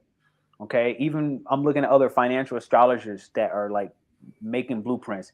The best I can recommend is Sama, Sama. Look him up and you'll get better information. But with that being said, even between just the research I've been doing, so do further research. Been looking at Rich Dad Poor Dad, and this guy who made that book, he's saying a lot of the same thing. He's like, look, put your money in silver or gold, period, because it will sustain throughout the collapse. the dollar will collapse, period. The key thing with this is I'm not here to fearmonger you. Okay. I want you to know that. Don't run and go buy gold or silver today. Do not do it. I have been knowing this for at least 2 months minimum, and I am still observing. So hear what I just said. I still brought nothing myself, but I have been observing. I've been watching. I'm looking at certain transits. I do believe that Jupiter and Taurus will benefit getting in at the right price. I do believe even further that when Uranus and Taurus hits Jupiter and Taurus, this is the event that I'm really, really looking forward to. I don't know what that means. I'm telling you that off rip. It's too far away from me to even try to make anything realistic. I don't want to tell you anything, but when it gets closer, I will inform. So again, this is the best approach that I am familiar with at the moment in order to allow your dollar to sustain. I don't know where you all are currently in the world. I'm pretty sure you're everywhere, but this is my personal approach. And with that, I'm still observing and I'm doing research. So I highly recommend you do your own. I feel I have more to add to what you're sharing. Let me reflect for a moment to get my thoughts in order with this. Please do. A lot to say. Okay, so first thing that comes to mind is, so I have a Scorpio brother, and we would often talk about these types of things. This was years ago. He said about investing in gold. He said gold is the way, because he showed me a magazine of the New World Order. And this was back, I can't remember, maybe 2018, no, maybe even 2008. I could dates, I'm not too sure. But so I've been learning a bit more about New World Order and then the information about BRICS coming to light. And then I consider how, with the crash of the American dollar, well, there's this whole saying of whenever America sneezes, the rest of the world catches a cold. Have you heard that saying before? I haven't, but it makes total sense. I it totally resonate. Yeah. So that it's that effect that the United States has on the rest of the world. And so I think about what that will entail for other countries. And I even go back to when Pluto was in Aquarius in the 1700s, I think it was, and how, with what was happening there in the United States, the ripple effect that it turned into this international situation. And we're even seeing the, again, I don't want to get into the thing is that I want to be very conscious of not being fear mongering, but with the same token, I'm just sharing, maybe you can obviously relate to me. I feel the same way. I feel the same way. Yeah.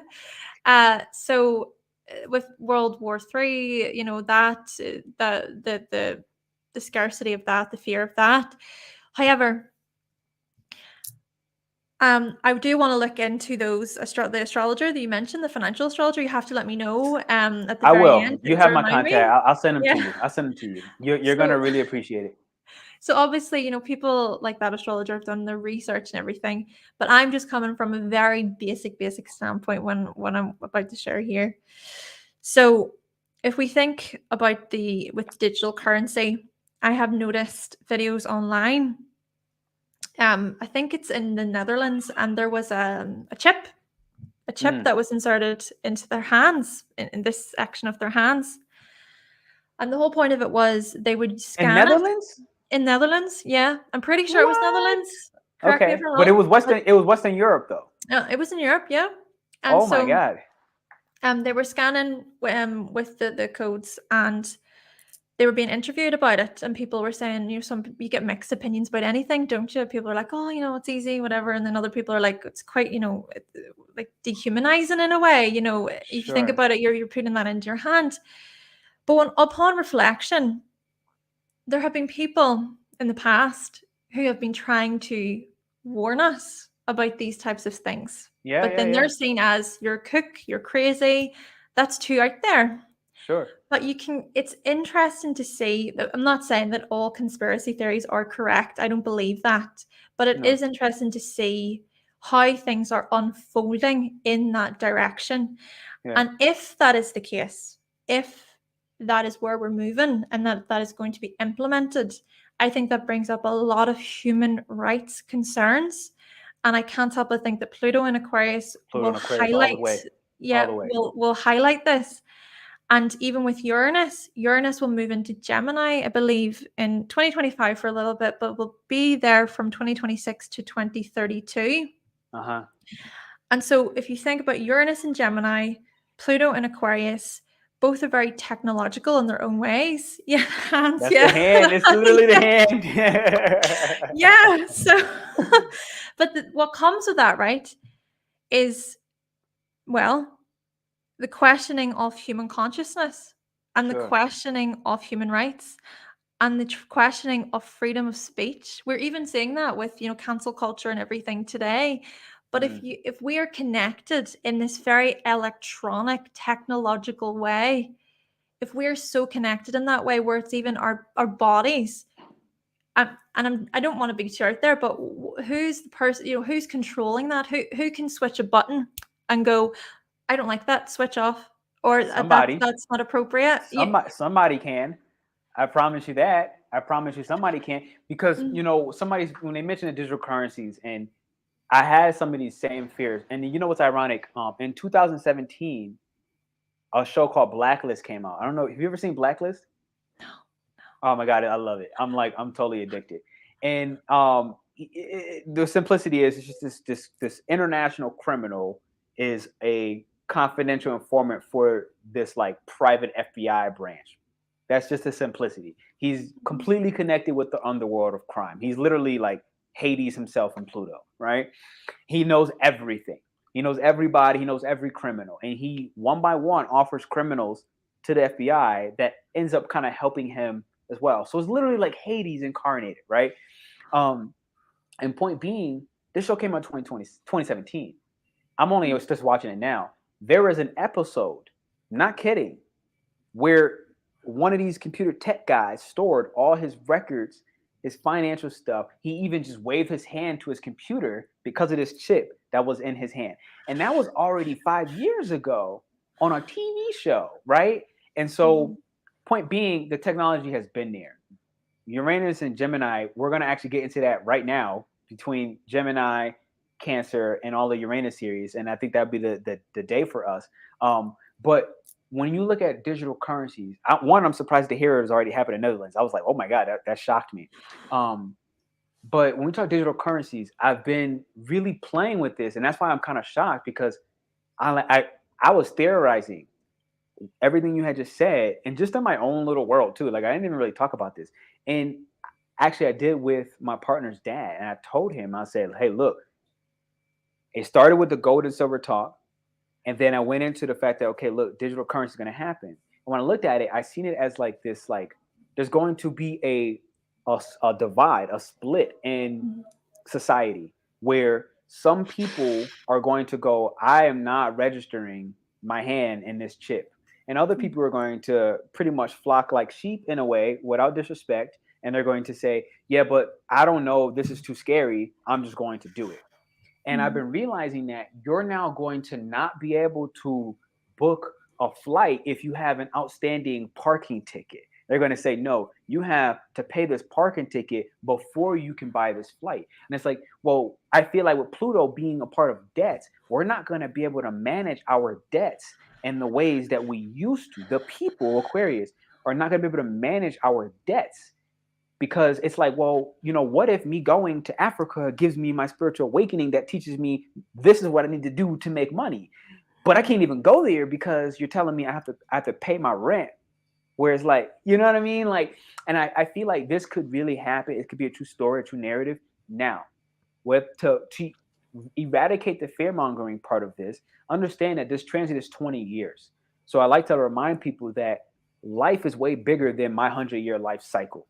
So let's take that into consideration for starters. It's 20 years. 20 years is a long time. And at the same time, when you talk about all of time as astrologers, it's nothing. We just pulled up a resource from the 1700s. You know what I mean? And so it's like, how many lives have come and gone since then? And the reason I say that is Gate 60 if you look at my profile, I'm in this space of like genetic astrology. I'm looking at it from a mutative standpoint where things do change, period. When I look at it like this, gate 60, when you get into the Siddhic frequency or this godly level frequency, I had this dream 2 nights ago where I teleported. I don't ever remember teleporting in my dreams prior, but I do know enough to know that it's not very simple to teleport in your dreams. And the point being, because it breaks blah, blah, blah laws in the physical reality that still, if I teleported physical reality, my body might not transfer all the molecules. Now, from a genetic level, we are currently at a double helix where things like teleportation makes it not possible because we have not physically broken time as one element and space on the other side being gravity, right? So if I progress this theory, our genes are actually in the process currently mutating to a what's called a trinary helix. This is not a double helix anymore. It's a trinary helix. We're talking 3. And when it does, which is still going to take time, we may not even be alive while that happens. But I promise you, this Pluto and Aquarius and this Uranus and Taurus is a part of what is updating our bodies, Taurus, to a more futuristic standpoint. But to genetically shift, it is happening at a very minute level. It takes a longer time. Scientists will not tell you this, but I am telling you this now. It is happening, period. Genetically, we are shifting like this. So my point is, when we hit these other frequencies, what happens is the morals of what's right and what's wrong, which is the discussion right now about humans, is this okay? This chip in my hand, we have to go through this current limitation and it will come. What Hannah said, without fear mongering, it will happen without a doubt. Now, when we go beyond that stage, the reason this needs to happen is we all need to essentially eradicate the need for money altogether. And this is one of the things that's happening. When the globe officially eradicates the use of money, monetary, materialism, all that other stuff, which takes a long time. We honestly might be dead before it fully happens. But we are a part of the shift leading the change that I said, where money will be eradicated. Once that happens, a lot of our security fears will change. Why? Well, think of it. We still run off the fear system of cavemen who didn't need money. They just needed food, shelter, clothing, and their family, social support. So what I'm saying is we are returning this grand illusion of money being one of the major ones that holds us, one of the major fears. Okay, it will shift. I promise you on my life. Even if I'm dead by the time somebody hears this video, it doesn't matter. You're going to witness this. When that happens, and this is why we need to go through as a people a form of suffering where we're stifled and our human rights are questioned, where people like Hannah and all other Aquarian type energies will mastermind what we do then. Because that's what will need to happen. It's like, look, we saw this coming because all Aquarians do. Okay, all my conspiracy theorists, we all saw it. And like somebody said, it's only a conspiracy until it's not, right? Like until it's true. Once those shifts happen, and I'm just helping you understand these grand issues and problems and structures collapsing around what requires money to do, blah, blah, blah. It's all happening so that we can essentially eradicate the need for money. Because once that grand human fear and illusion is eradicated, we then start progressing again at a soul level where our molecules will transform enough where we can, in the physical reality, snap our finger and be on planet Mars, where right now we can't live there because of whatever toxins, but as a spirit, you can be there. You don't need to breathe anymore. And you've seen this in real life today with people called breatharians, for example. They don't need food. They don't eat food, water, none of it. They only breathe. These are real life human beings. They're people. They're called breatharians. They only do breath work. And they have already, at a molecular level, surpassed what we need as a human. So again, I'm a little far-fetched on all that, but I just wanted to kind of help you understand, like, there's a fear-mongering part that will happen no matter what. Even if we say we don't want to fear-monger you, fear will rise. It's a natural instinct, right? But when we look ahead and we use a little bit of objectivity, as a people collectively, we are currently in the 3D, which is also considered the mental body. Once we hit the 4D, which is considered the causal body, this is when our physical body will change forms. And I will not be, none of us, the physical form that we currently are, because it is the evolution of the first body, which is the physical form, the 4D. That's the first form. The 6D will be the evolution, or will be considered the atmic state. And again, I might be going way too far at this point, but this is me and my nerding. I find it all really fascinating. It's just so interesting. I don't know really anything about the different dimensions in that way. Though I want my question, is it okay if I ask a question about Please, please, that? please, please, please, please. You were saying there about evolving to 4D. Is there anything in particular that we need to do? I mean, is it a matter of everybody is going to evolve, and it's not necessarily about what you do in order to evolve? No, it doesn't matter. What we do really doesn't matter. There's one element that the human construct is still working through for these things to happen, and it's called time, Saturn, which is why things like Pluto and Capricorn are very important for the evolution we're talking about, because that's transforming our concept of time.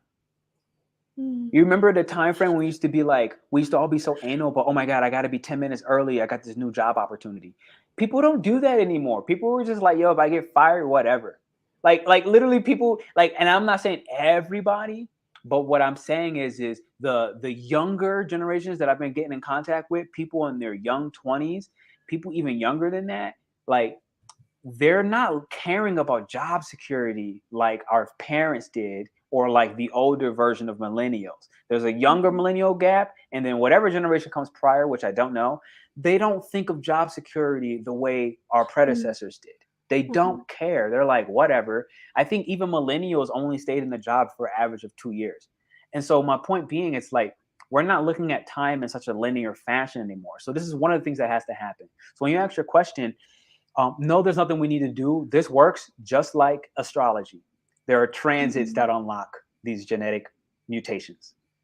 There are transits. So we can't just blink and it be 2025, right? We can't just go to Uranus and Gemini today because we're thinking about it.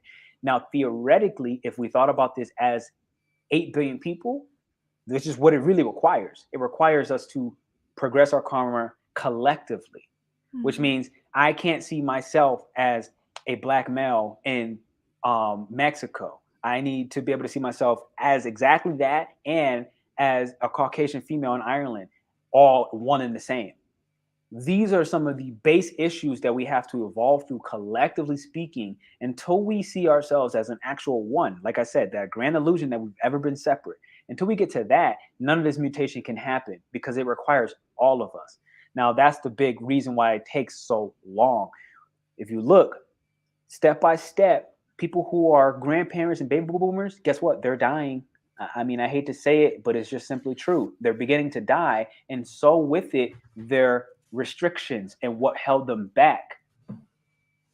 And eventually us as millennials will die. And so only the Gen Zs and the Gen Xs, they'll be old. And then something completely brand new, which is undefined yet and can't really be determined, they will exist. And eventually, you know what I'm saying? So it's this constant loop. And so it's these genetic mutations, they take time until it doesn't. Because eventually time as a construct, which we know is man-made, it will evaporate. And when that happens, it's like I said, then we can begin, well, when space and gravity stops holding us as a physical law, because that will eventually happen, that's when it'll be more like the Atlantean age, because the Atlantean age operated in the 4D. They operate in the fourth dimension reality, where we already see this now. You can psychically communicate something. If I did an exercise with you, I can put you in your feminine energy, and then I can tell you to guess what color I'm thinking, and you'll get it on the dime every time, especially with a little practice, a little bit of training. And I've done this at different retreats. So this is something more of a telekinetic or fourth dimensional ability or gift. So we already are able to do some of this, right? But we still have, as a collective, some restraints where it does not matter if I as one person or you as two people can do this. Until we do this, all of us, we do not mutate Mm. as a collective. It's very Aquarian then, isn't it? You think about it, the very cosmic, very scientific as well. It's like a cosmic science, if you know what I mean. Yeah, Yes. it's very Quantum Aquarius. physics is explaining this already. Yeah, yeah. Quantum physics, fractals. If anybody understands fractals, you've ever heard of Fractals. fractals? Yeah, The more yeah. you understand fractals, anybody listening, everything I just said, you'll realize how we really are a speck of dust in the universe, like a speck Yeah. of dust.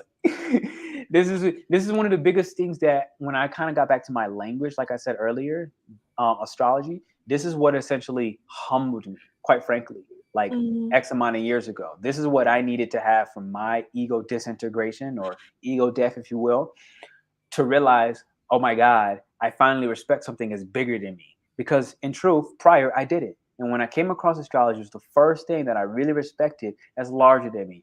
I didn't really rock with the God narrative. I've went through so many different religions. I grew up around Arabics. I grew up around Christians, the whole nine. And mm. I was like, all these things say the same thing. They just put a different Yeah. figurehead. So, it didn't rock with me. But eventually, when I figured out and I started getting into astrology, I was like, oh crap, this is way bigger than I can ever learn in one lifetime. And I respect that. And it Mm. was just the respect that allowed me to be like, okay, I'm ready to open up. So yeah. Wow. Yeah. And with even with Uranus going to go into Leo, I think because you were talking, what's sprung this to my mind is you were saying about the older generation, right? Mm-hmm, Baby mm-hmm. boomers, they'll die off. But is there not the whole thing of there are less babies being born today? There's actually less children, and so it's going to get to a point where there's going to be more elderly people and then less younger people, and then there's going to be a big divide between. Mm, And then I don't know if maybe with Uranus being in Leo, of course there's that opposition, that time period. I think it's from 2039 mm-hmm, ish. mm-hmm. It could, suggest then maybe possible implications to do with children. But then I also think about the rights of children and Sure, social media. sure. What I've Mm, really witnessed is how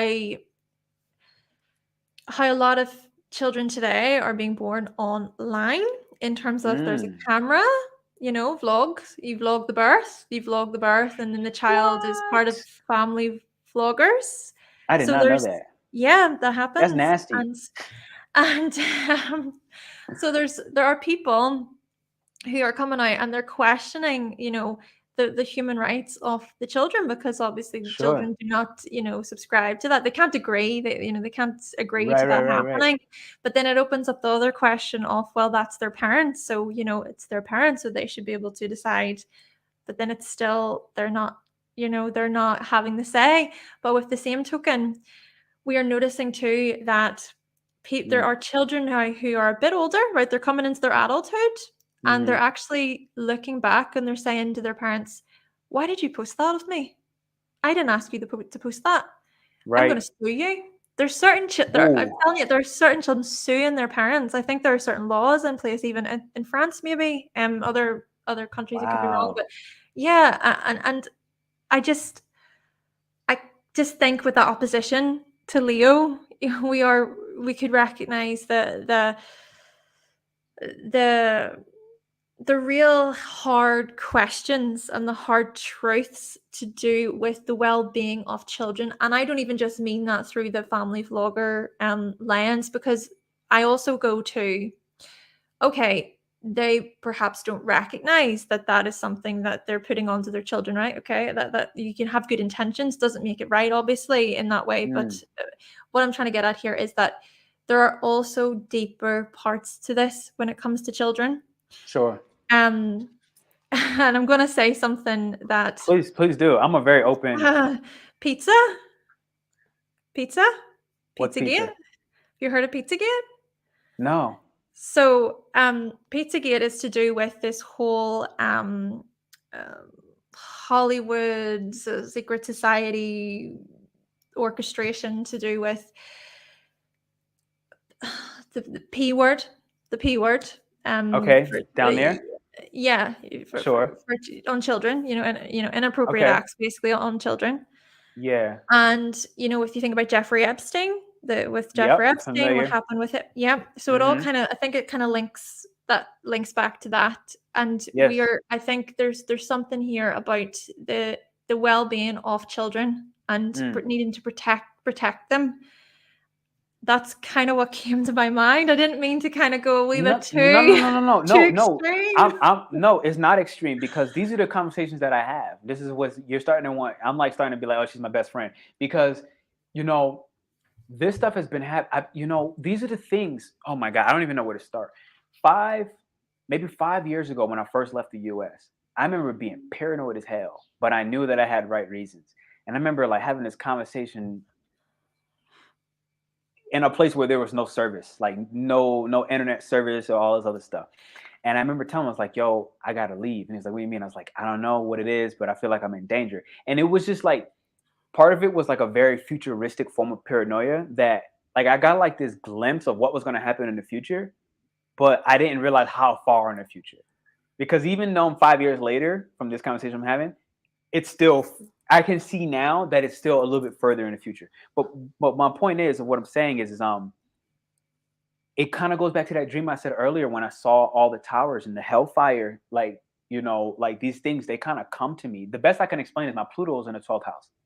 That's the best. Like I think you as an astrologer can kind of like can grasp into that. I'm Pluto and Scorpio in the 12th house, and so it kind of downloads into me as a Scorpio rising, if you will. Like it just comes right into my body, but it comes through my dreams primarily.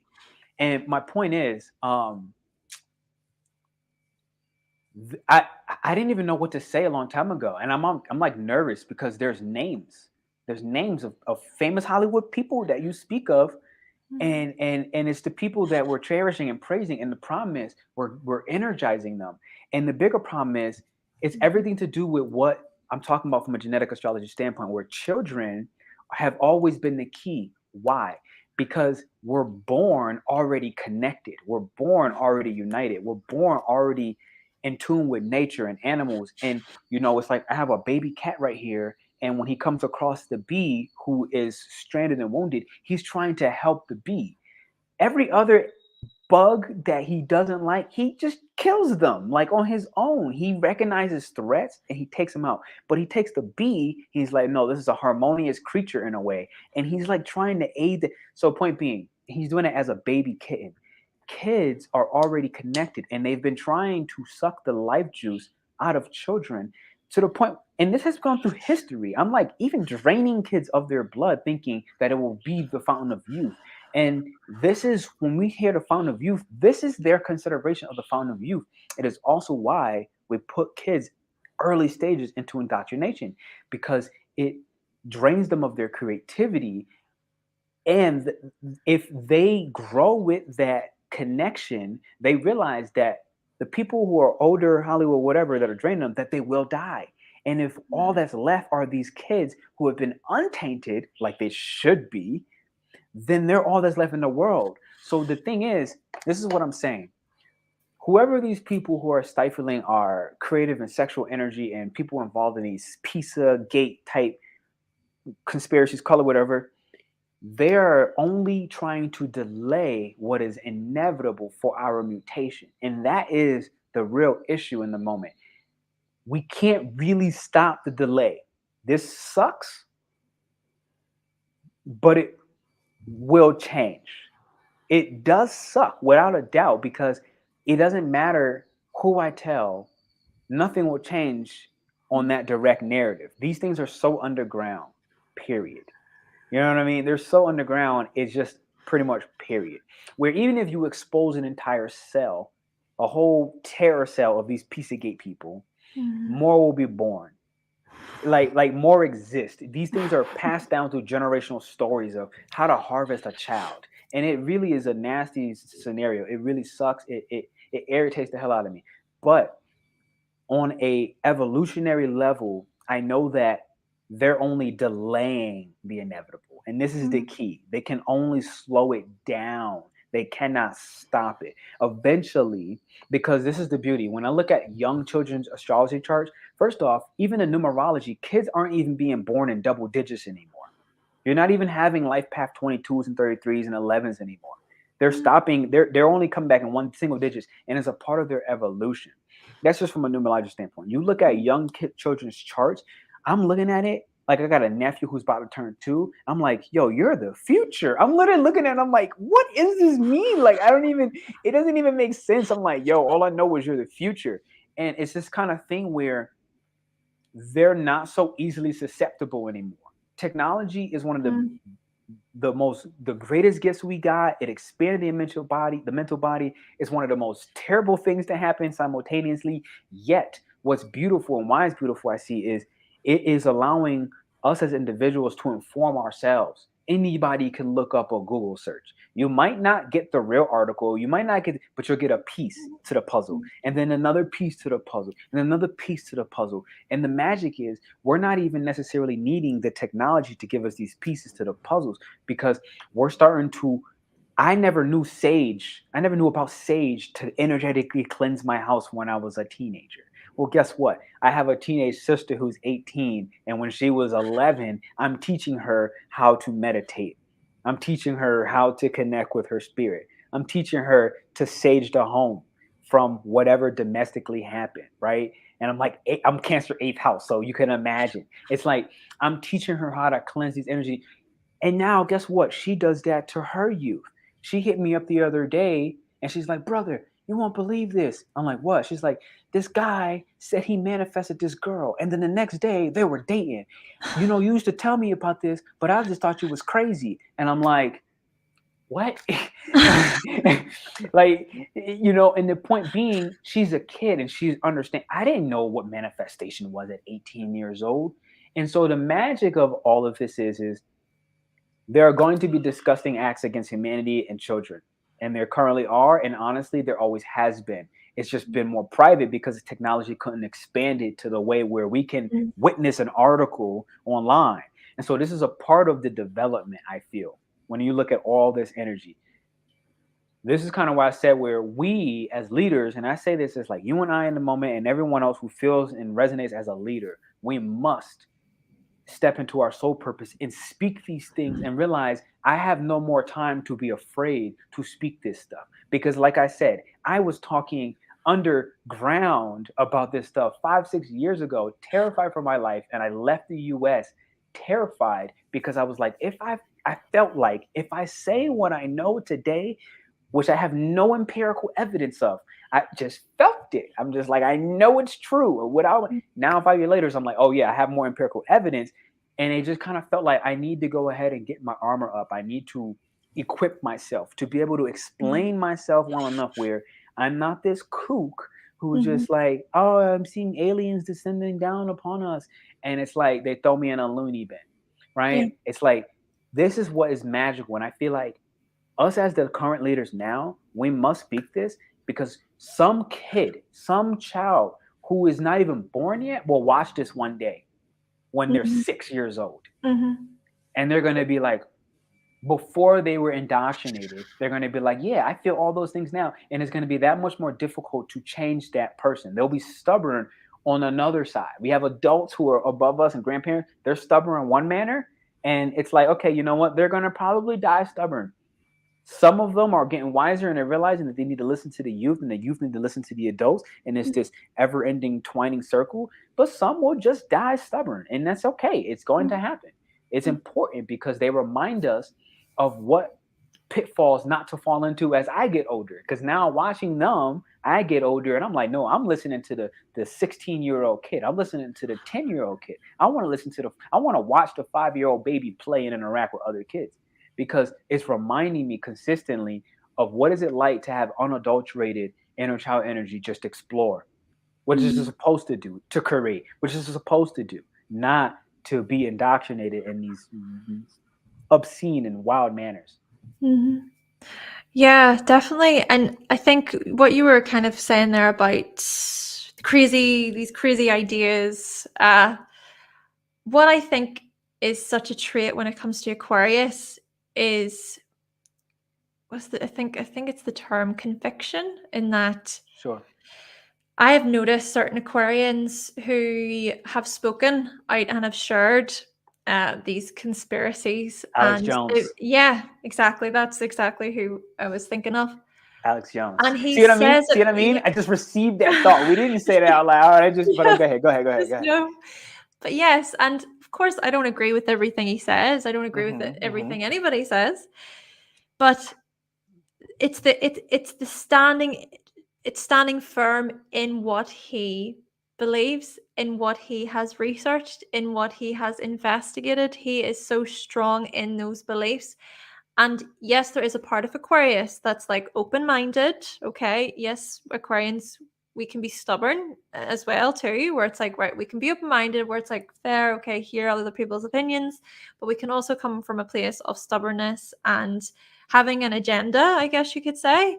But then there's also that layer of, I am researching what I'm researching, and I'm trusting this process. And I'm Sure. going to, I think Aquarius and Scorpio are very similar in that respect, in that investigation. There is that dig deep exploration when it comes to both of these signs. So perhaps we'll see more people with Pluto and Aquarius really seeing through it, or really going deep then, and addressing what is hidden. It's bringing that hidden stuff within society, what's going on within our communities, within our societies, bringing it up and saying, hey, this is what it is, bring it to light. People will not like it, people will react in their certain ways towards it. And then also, what was, I just needed to stay with this trail of thought. You were mentioning about earlier about there can be a time when you may be fined, or something for not paying your rent. Or I can't remember what it was that you said, but I kind of got, you kind of get what I'm talking about. Yeah. But what came to my mind there was lose my trail of thought. Let me catch it. It's just, there's a lot of different thoughts, waves. What came to my mind was with the vaccinations, okay? With the COVID vaccinations. What happened here was, if you were not vaccinated, you were not allowed to travel, right? So that was already happening. There was already that in place. And I'm not getting into the debate of vaccinations. That's not what I'm doing. I'm simply saying that is, again, we're noticing that more amplified then in the future. It's like, if you're going to have this, okay, thinking about the government, Pluto retrograde and Capricorn and everything, the government implementing certain rules and laws, regulations, and then people either saying yes or no. And then that within itself, as you were suggesting or stating, was that separation within society. But then with the same token, you can kind of see more people perhaps choosing more of a simpler life, in that they want to grow their own food. They want to learn, they want to learn more about, those basic tools, as you were kind of suggesting, about survival and everything, getting back to that point in life. And of course, that is going to be so massive and so challenging, because we have been so used to just having the stove there or turning on the television and whatever. But really, if you think about it, and I don't mean to sound unsympathetic or anything, and I say it from a place of love, if you think about it, if it does get to a point where it's back to basics, back to the bare minimum, that is survival. That is survival, and Sure.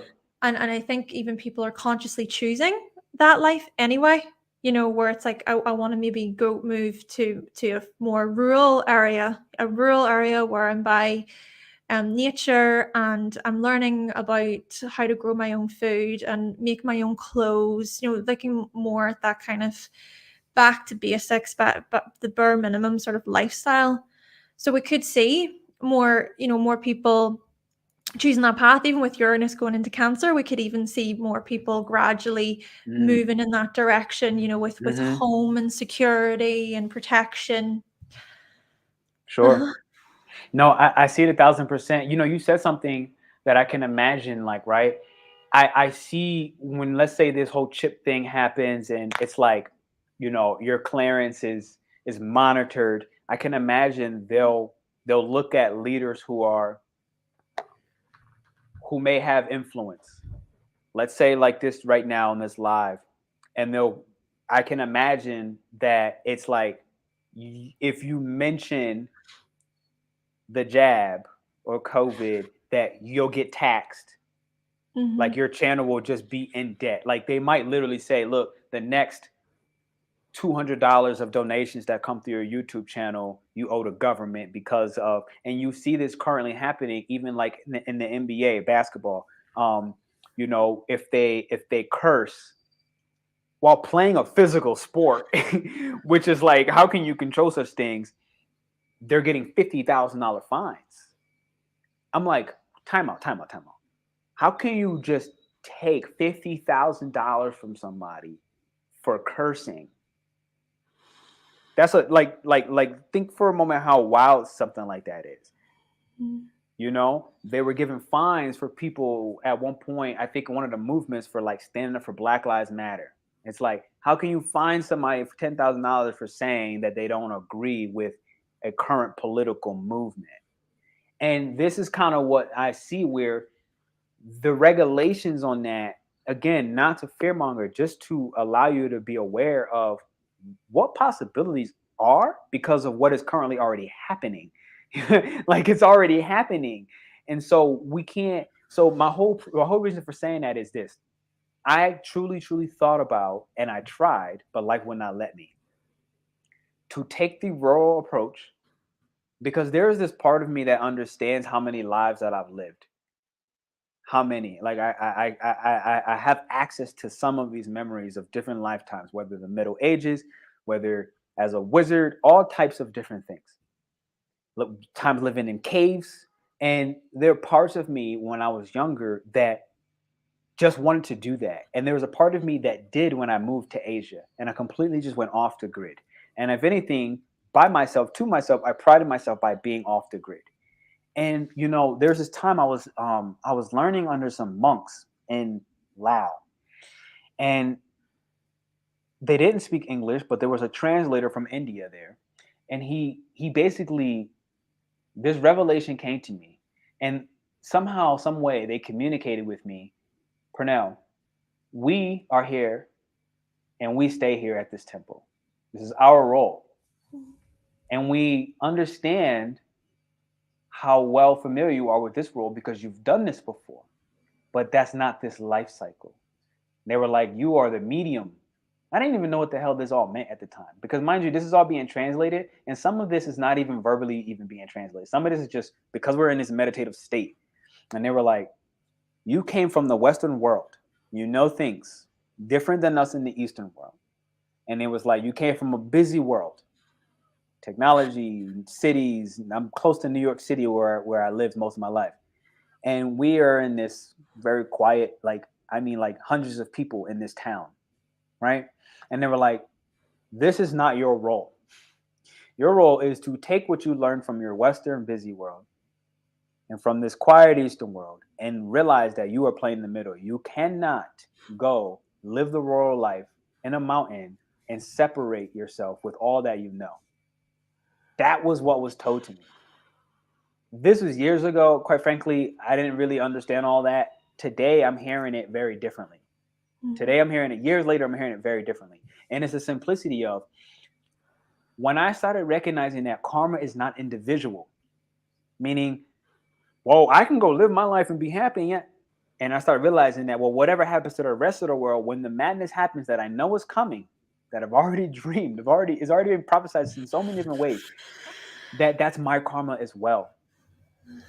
And that is your karma. And what you do in Belfast is it's happening to me in Guadalajara, Mexico. That when I started recognizing this, because for a long time I started really believing karma was separate and individual. I was like, well, I'll just keep my side of the street clean. When people would do me dirty or double cross or anything shady, I will go, you know what? I'm not going to respond. I'm just going to keep my side of the street clean. And there was a big problem and a flaw within this thinking, because I started realizing that, well, our karma is collective. So by me understanding the situation and just walking away from it thinking, I'm taking the high road. The reality was I was not. It was not the high road, because the high road is to actually take a moment to address it and have an uncomfortable conversation to say, this is not okay. Here's why I feel this way. What do you feel? Would you like to take the stage and express that?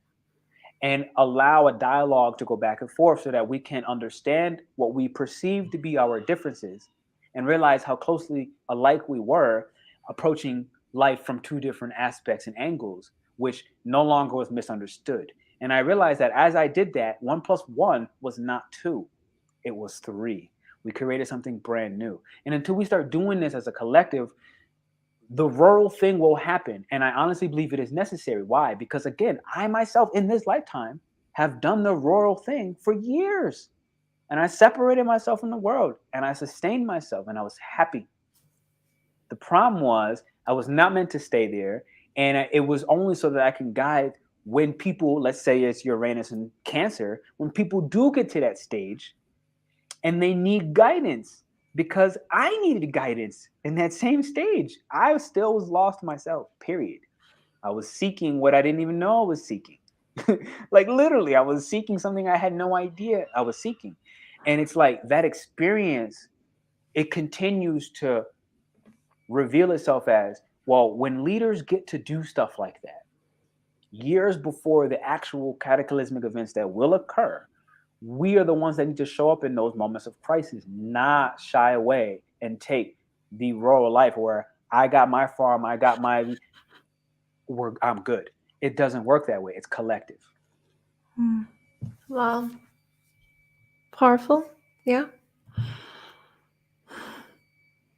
Yeah, I know we're so many different trains of thoughts, but honestly, I'm truly enjoying it. I feel like for the most part, we really covered our topics. I feel like everything we even just said is an insight of how Aquarius, the people, okay, will go through power struggles in Pluto for the next 20 years.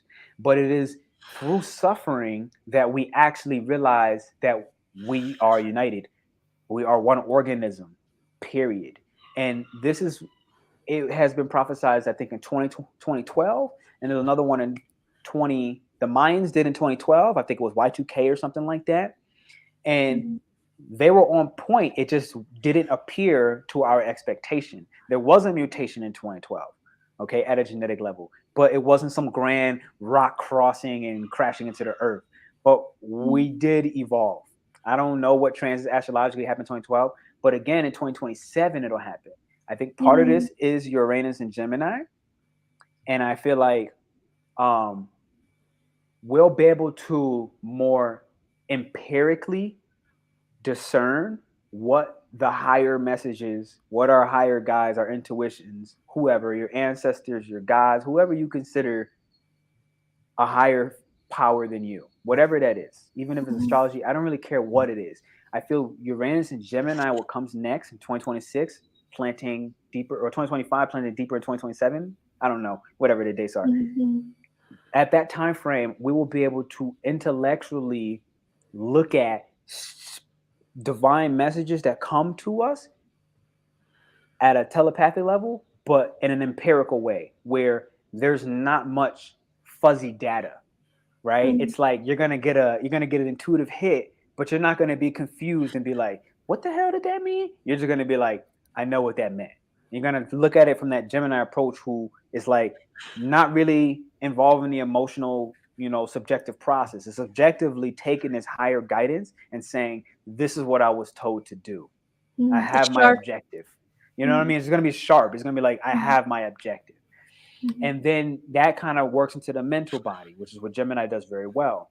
And then Cancer comes, and now we have Cancer works better like in the 2D or the astral body, or what we consider the emotional body, right? And this is what allows us to feel and sympathize with others within that divine guidance, within those shocks and revelations that just rapidly come in at an emotional level. And this will kind of help us, because what I'm understanding from the genetic astrology standpoint is like we're leaving the mind and we're stepping into the heart, or what would be considered the emotions, aka the solar plexus. So right now we're operating from the mind and we're moving into the solar plexus. And we know the Manipura in Hindu is like the city of hidden gems. So it's like, well, what's the hidden gem? And wait, we have a whole city of them. And so I feel like during that Uranus and Cancer, those gems will actually, that were once private, Cancer, they'll start to reveal themselves through introspection, through maintaining certain impulses and responding to the right stimulus, which will do more collectively. I don't know the years of Uranus and Taurus, but I then think you made a very valid point with Uranus and Leo with the children. And I feel like, again, if Uranus is that liberator, well, we need to be liberated from something that was making us feel stifled or suffered. So the children will have their stifling during that generation, in some manner, that we then, through whatever the years that transit takes, 20 or whatever odd years, I think Uranus is 14 years or 7 years, 7 years, right? I think Uranus every 7 years. Can't remember the exact times. I think Uranus is 7 and Neptune is 14. I was mixing them for a moment. So I think it takes about 7 years for Uranus to go through any sign. Every 7, it transforms.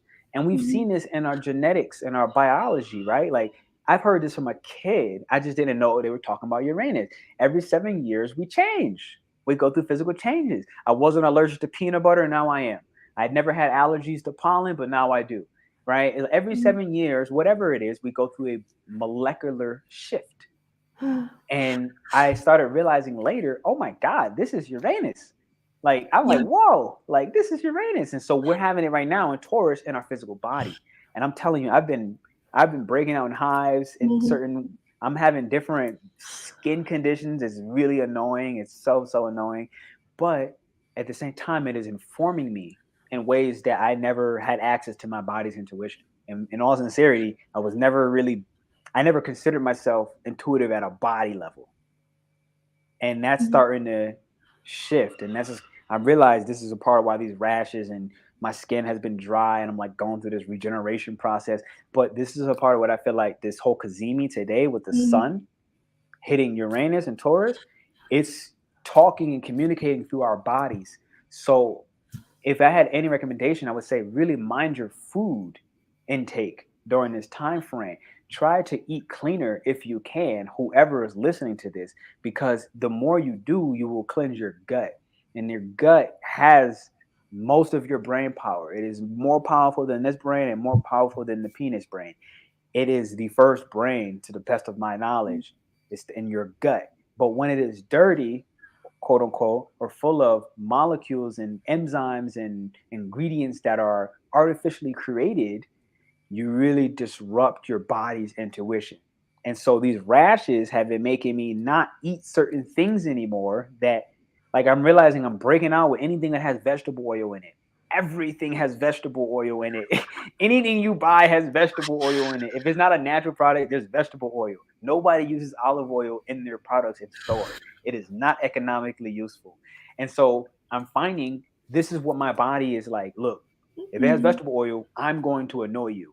And it's like, it's not to just annoy me, because in the beginning I was like, yo, God, please tell me what to do. Like, I started getting really frustrated. Like, I'm sick of breaking out like this. It's annoying. Can I add to that? Please do. Is that okay? No, please do. Yeah. So what, with Uranus and Taurus as well, you're saying about with the vegetable oil, perhaps something, I just got major deja vu there. Whoa. Perhaps what is coming up here is even we're recognizing all of the crap that's in our food. We're recognizing the certain ingredients that goes into our food, and there are all of these different dietary inventions or creations that have been unfolding, and I think with Uranus and Taurus, it's highlighting then that kind of experimental, we're sort of experimenting. I think of Uranus highlighting experimentation, but with experimentation comes, you need to experiment for a while and then you don't know what the result is after. If it can kind of ground it better, if, for example, I was vegan for 4 years, right? Mm-hmm. And being vegan was not right for me personally. It Mm-hmm. was not right for me. My hair started to fall out. I got really brittle nails. I would say that I was anorexic. I wouldn't have said it Mm-hmm. back then, but in hindsight, my body, I was disrespecting my body. Mm.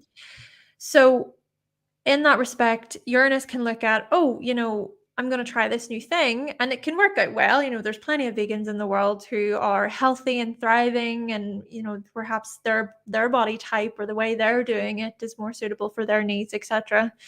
But for me personally, it didn't work, and I can't help but think that there is this type of experimental phase that goes on when it comes to Uranus.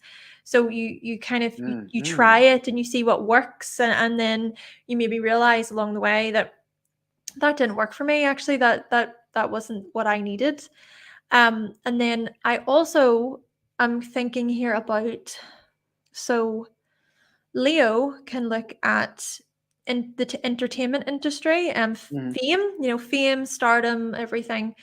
And I liked what you were kind of saying there with Uranus being the liberator, with liberation. Perhaps there will be more people becoming more awakened or awakened to or aware of fame. What does that entail? We kind of think about a lot of people today, and they want to be TikTok famous, or they want to go viral, and they get loads of fame, loads of success. But what comes with that success?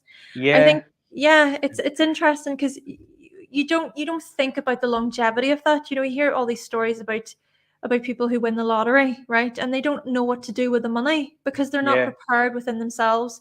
Oh, I Yeah. need to make a financial plan, or it can change you. And that is Uranus. Uranus is like this change, this going viral. And then it's like, I have all this money, or I have all these people who look up to me. What that within itself, it can be so overwhelming. It can be exciting, it can be Yeah. energizing, but it can also be really shocking for And the person. terrifying. Yeah. Terrifying. Yeah. Yeah. Yeah, No, yeah, definitely. I always give this story. One, I heard something one time from somebody, and I took the essence of it, and they asked, "Would you rather be famous or well known and remembered?" And they're not the same. And when I realized, I was like, "Oh crap! Wait a minute, hold up." It's like, would you rather be famous or well known and remembered? And I think fame, I'm thinking more Leo, and I'm thinking remembered, I'm thinking more Capricorn, right? If Mm, I'm just looking at like, okay, well, who's remembered throughout all the time? I'm thinking Capricorn over Leo. Where Leo is like, look, you got some spotlight fame for now, but there's a certain temporary aspect. It dissolves because Leo is still exalted in Neptune. Part of that it dissolves, and that's just how I started to see it. And so when I asked that question, you know, every once in a while somebody asks like, "Oh, I mean, I want to be famous," and I would always bring that up to them. It's like, do you really want to be famous or well known and remembered for something, whatever that is? And I give this side story. When I was like 22 years old, I won the lottery. I've never played the lottery. I played it once in my life. That was the one time I've ever played, and I won. The craziest thing ever. And it was $1 million lottery. Now, somebody else won at the same time. And then when I did the calculations, I think they were going to take like $360,000 out of the million or something like that. And then whatever was left, which was like 700,000, would have had to be split between myself and the other winner. So out of that, blah, blah, blah. Now, the funny thing is, I lost my lottery ticket. I lost what? it. No, straight up. 22 years old. At the time I'm thinking, man, I'm in college. Like this, I could use this. And my mind went crazy of all the things that I would have done with the money. Right. And pretty much 1 week later, I came to my senses and I was like, this is the best thing that ever happened to me. Hmm. Losing this money was the best because when I started really just paying attention to all my thoughts, and I had so many. I mean, the best I can explain it, my rising sign is 23 degrees, right? So I'm like, I'm a Scorpio rising on this Aquarian thought bubble process. I'm two fixed energies on this in a way. And you know, I thought of all these humanitarian things and all these charitable things I would have done. I thought all these other things, all the people that I would have taken care of, and it's literally like all these people. And then I was like, A week later, I realized that I don't even know why that I'm okay with this, but I'm happy because if I had this, I wouldn't really know what to do with it. And if I look at it now, I mean, this is like 10 years later or so, I'm like, man, anybody that I would have taken care of at that point in time was not really my friend. They really didn't care about me, right? So I'm like, even like all these things. And again, the point being, I'm a generator, right, in human design. The main thing about generators is we have to build everything. We don't have to. It's wise for us to follow our design to build things slowly, methodically, and over time.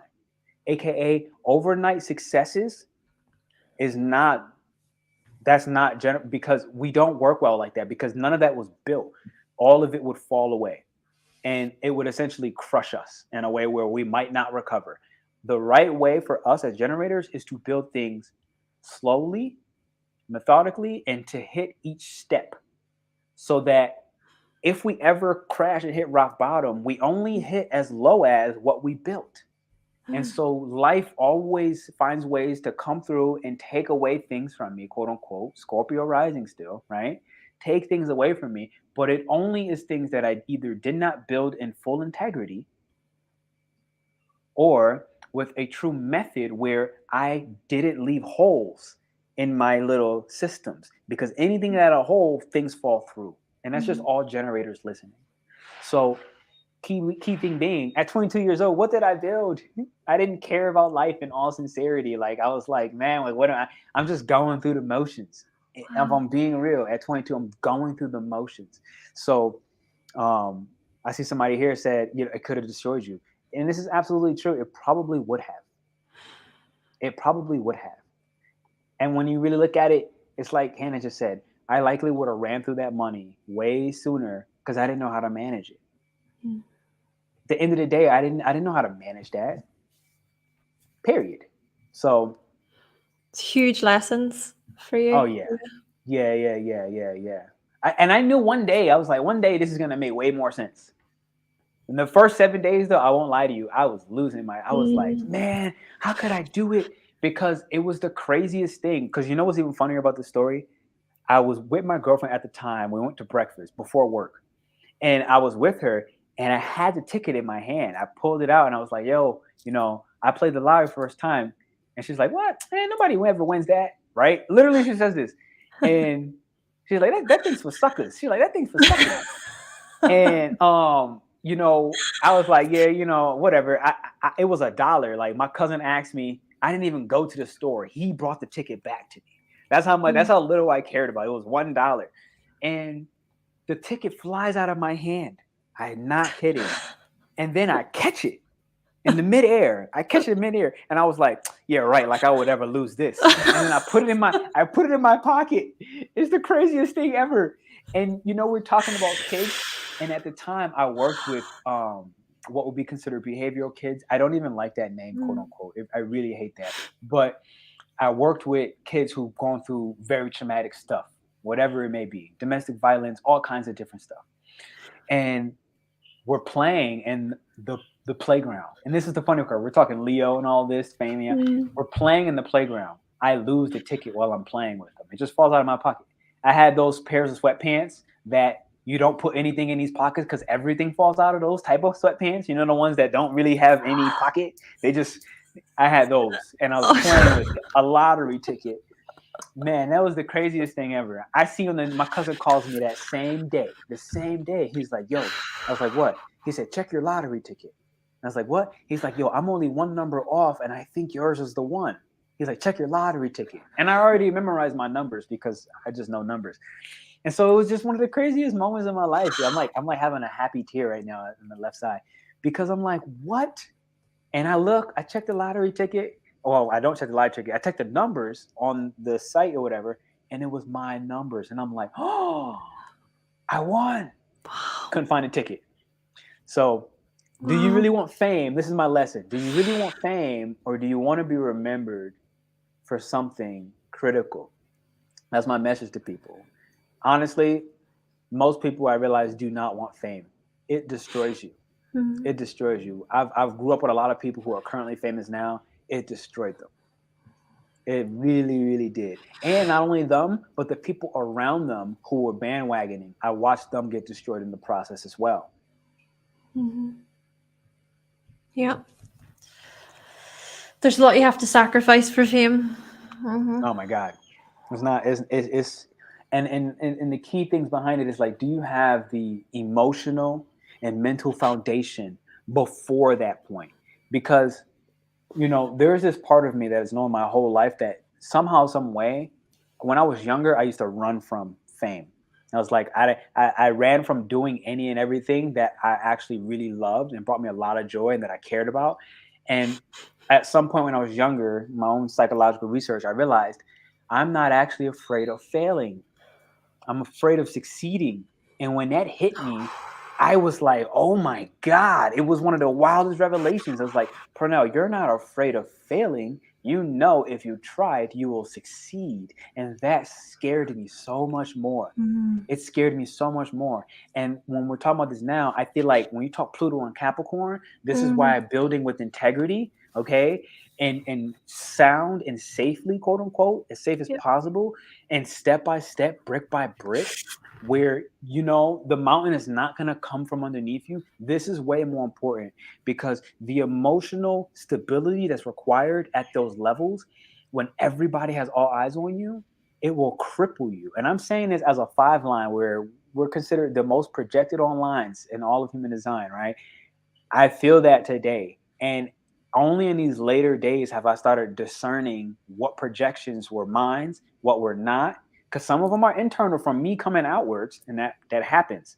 They're not just people projecting onto me, they're also my internal projections that externalize. And when I started discerning between the two and realizing what's me, who's that, blah, blah, blah, I realized if I ever reached fame, quote unquote, prior to some of these foundational steps in my own being to get my own mind secure for myself, my own emotions, my own physical body, before, right? Because now I got $1 million. Great. I'm eating whatever I want. I'm eating everything, right? Like I'm going to the store. You want to drink? I'm broke and I'm buying everybody drinks at the bar at the time frame of this age, right? Like I'm literally broke and I'm still finding a way to be like shots for every like what? What are you doing, bro? You don't even have this money to do this. So now you're gonna do this when you got $1 million that's not even yours and you didn't earn? Come on. So, the key thing is I think Pluto and Cap is really making sure that we did all these foundational steps with integrity so that we don't break at the seams when the real pressure hits, because these are pressure energies. Okay, like Capricorn is, it works off of pressure. It doesn't work off of no pressure. It works off of pressure. Most of the gates of Capricorn are in the root chakra, and this is a pressure center. The pressure to perform and to secure our resources, our securities, and essentially our development. So do hear that, because Pluto and Cap, I think the retrograde will really um, fine tune this time and one more time in 2024 everything before all the people and the real dreams and the hopes, the aspirations become more clear in Aquarius, Pluto and Aquarius, as well as our true gains. Because I always try to tell people, your true gains ain't not really coming in the second house. That's just your bank account and what you might value that can become your earning potential. It's not your gain. It's not your real gains. This is the funniest thing I've ever realized. Happens in the 11th house, Yeah. and then you give it away in the 12th house. Right as you get it, you give it away. So this is a part of the whole illusion around money. It's like when you finally make it, quote unquote, financially and materially, you finally get it all, you give it away, because Aquarius, again, in human years, is 65 to 77 years old. At that point, you no longer care about your career or what you're known for. You care about the survival and the development and the flourish of the people that are younger than you, who you're leaving the world to. You're not going anywhere with those chips. You're leaving the world to them. So Yeah, that's deep. Yeah, and it's that legacy, isn't it? It's with the Saturnian energy coming with Capricorn and Aquarius. It's that legacy. What do we leave the young?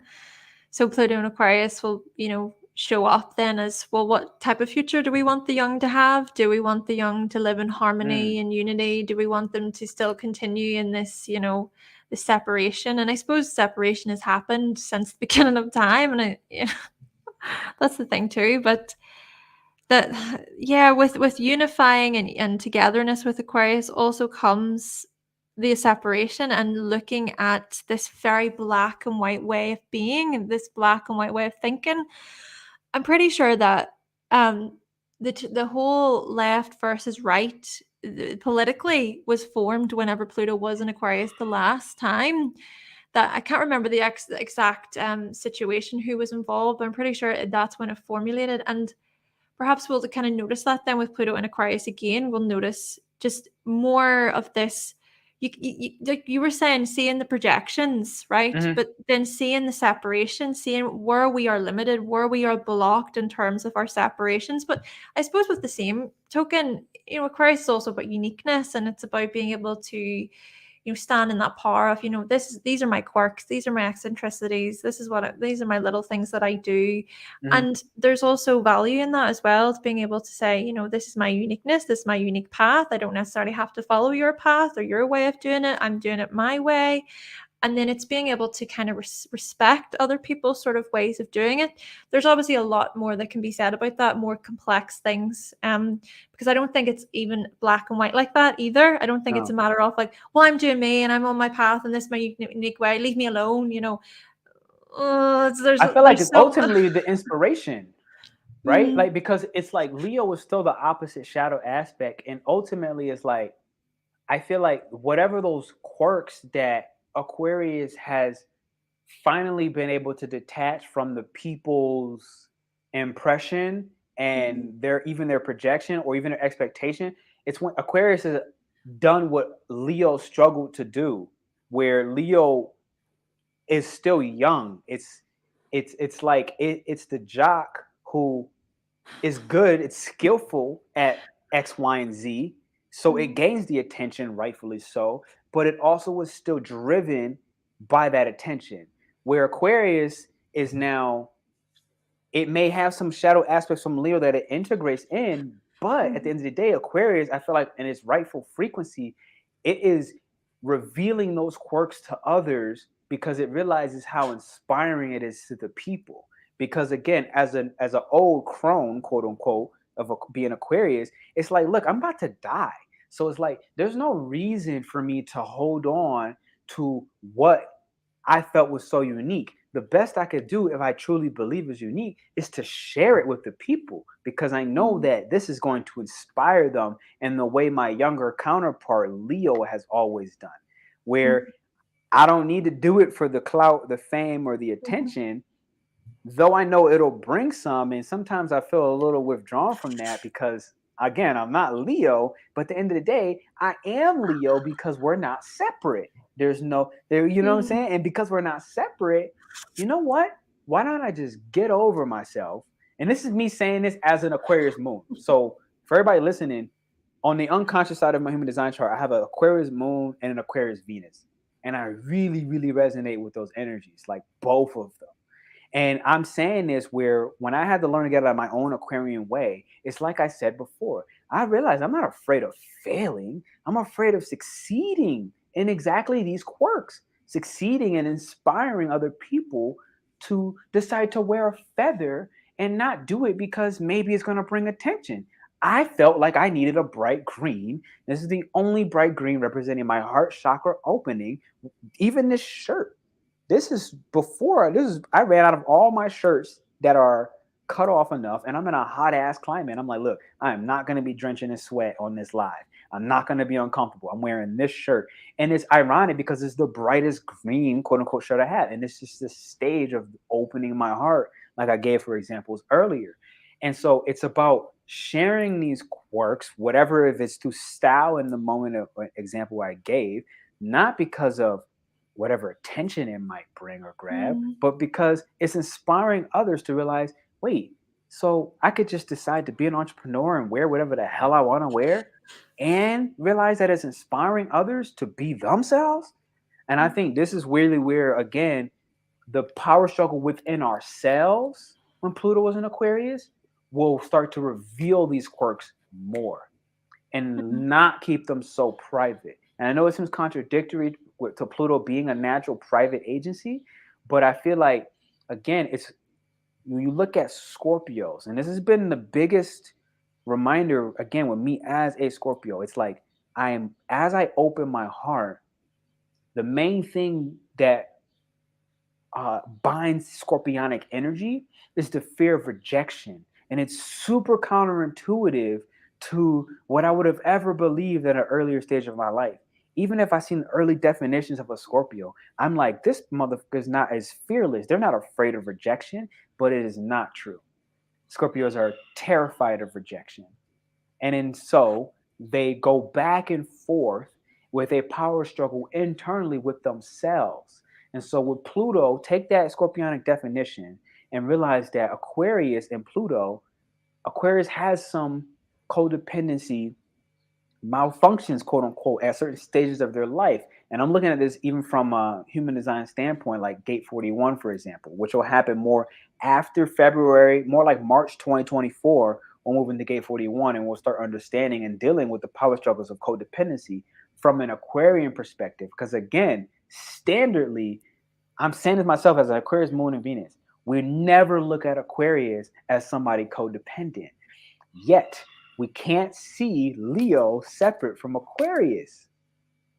We cannot. We can't see Aquarius separate from Leo. And on top of that, as we expand this concept, it's like all Aquarian suns have an unconscious frequency of Scorpio suns. So what did I just say? Scorpios have a fear of rejection. And so it's like when we start expanding entirely on what we preemptively believe, and I had this conversation with Hannah earlier, like before we even got on live, on this whole expansion concept of like, well, let's just get away from what let's just actually stop being afraid to succeed. Because if I say that as myself as an astrologer, if I just stop being afraid to succeed, even just as an astrologer, I'm just going to share my ideas with other people and not care anymore about how they receive it, because I know this is true for me. So why would I do any disservice to anyone else by holding what's true for me to my heart so closely that I hurt the collective and the collective karma, which I just expressed? Anything I do is part of collective karma. Anything Hannah does is part of collective karma. Anything any of us do is part of collective karma. My karma is not separate. And that's why this grand understanding has come. To be honest, I'm having revelations on this call right now as I'm speaking this stuff in real time. So, forgive my my run-on sentence because I'm like understanding it as I speak it out loud.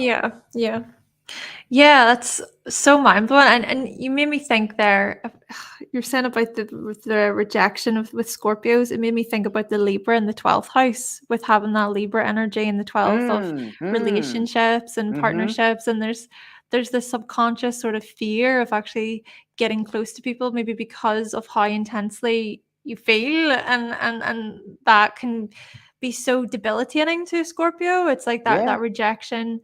And what I also kind of thought of there was the whole, like you're saying, you can't look at so Aquarius and Leo very much connected because they're on that axis. But if we think even about the entire wheel, we all have these moving parts. We all have the signs, these archetypes within us, and there is this entire like picture to kind of think about in that unity. And maybe we will see with Pluto and Aquarius these big leaps within astrology where we already are noticing this, where it's past just sun sign astrology, and it's going to go way further into the bigger picture, looking at all the archetypes, looking at transits, progressions, looking at those different layers, and even adding in human design as well. And maybe you'll get people who know, like yourself, who know more about the two, and then other people maybe are more into the Enneagram or other sort of personality systems. But then also I thought there can be I think with Pluto and Aquarius, it can also point toward the extremes. So, you're saying about clout, chasing the clout, and there can be the extremes of chasing that clout, and then the extremes of appearance itself, thinking about huge lips or people are just changing their faces completely, and it's the cosmetic side of it. That's scientific, right? That Pluto and Right. Aquarius, yeah. So we may see that becoming too extreme, because this brings me back to what I was kind of suggesting earlier.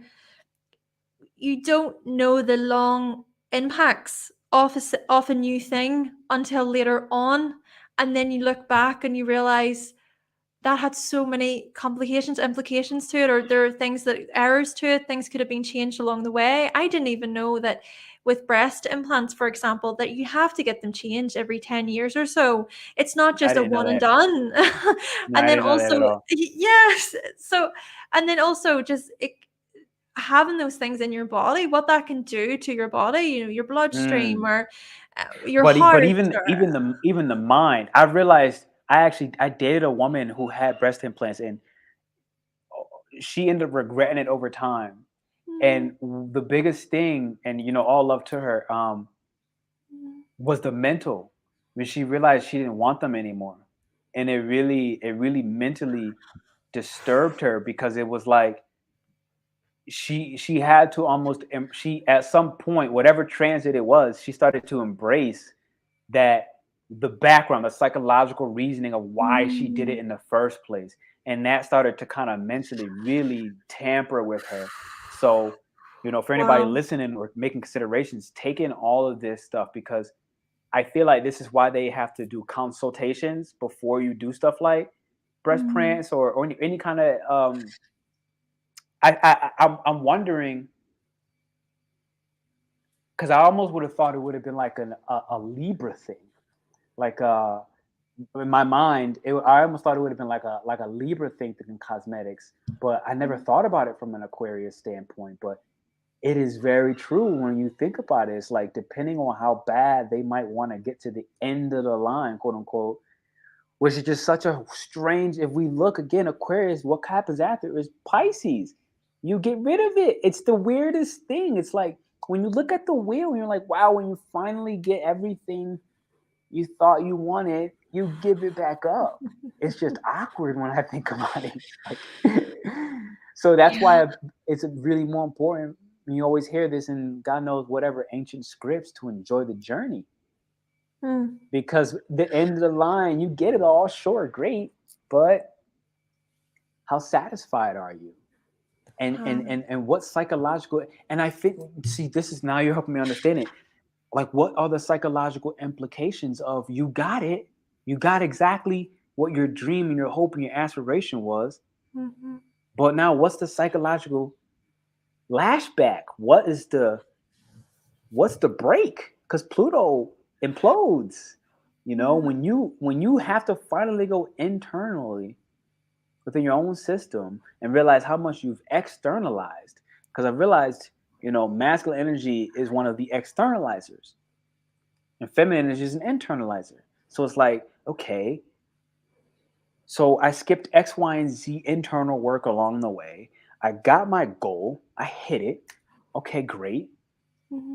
But now it's externalized, and now the world gets to see that I didn't really do what I needed to do to internally sustain such success, power, aspirations, hopes, whatever my liberation was founded on something false. And I feel like Pluto in Capricorn was very critical to helping us to internalize this vocation, not the career, before we got Aquarian dreams and hopes to start to really manifest.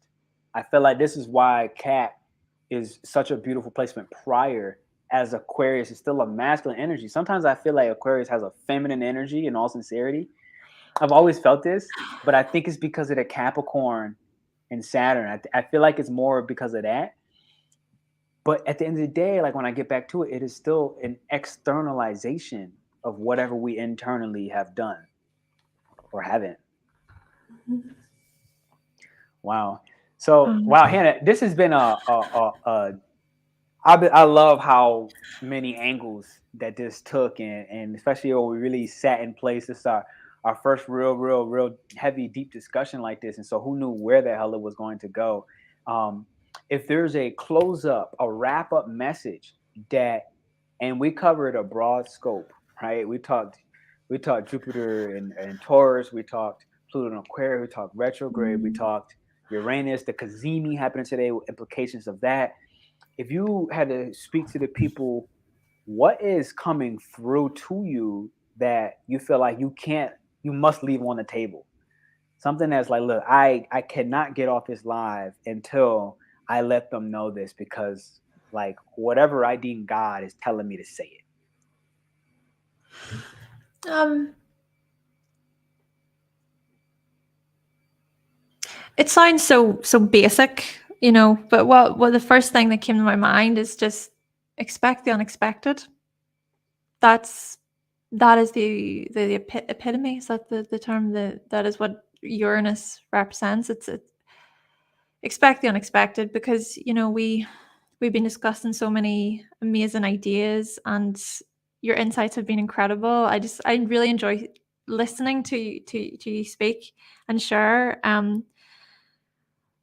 But there is also that element of surprise with Uranus where, and 1,000%. yeah, so it could go whatever way, and really, I even think even a message coming in is the ones that you hold near and dear to you, to your heart, the people in your life that you love, that you cherish, keep them close. Keep them close. Because if we are in for a really, really up and down roller coaster ride over the next 20 years from the end of 2024, it's about remembering the people who you love and who are close to you. And I think when we can remember to focus on that, then that is a ripple effect. That creates that togetherness as a collective when you connect with those who are closest to you. Because if everyone else does the same, then that creates this huge collective energy. Yeah. I'm feeling deep on the inside too. I'm like, ooh, no, it's crazy because I love my animal deck, and this is the only one that has been out and has been by my bed. And the fox, the actual, when you get this card, the actual suggestion is to connect with a partner or a loved one. And one of the major reasons is it says, like, when you see the fox, it's a character of mystique. It's a great teacher. It learns quickly. It's cunning. It's all these things, but it says that when they find a partner, they like mate for life.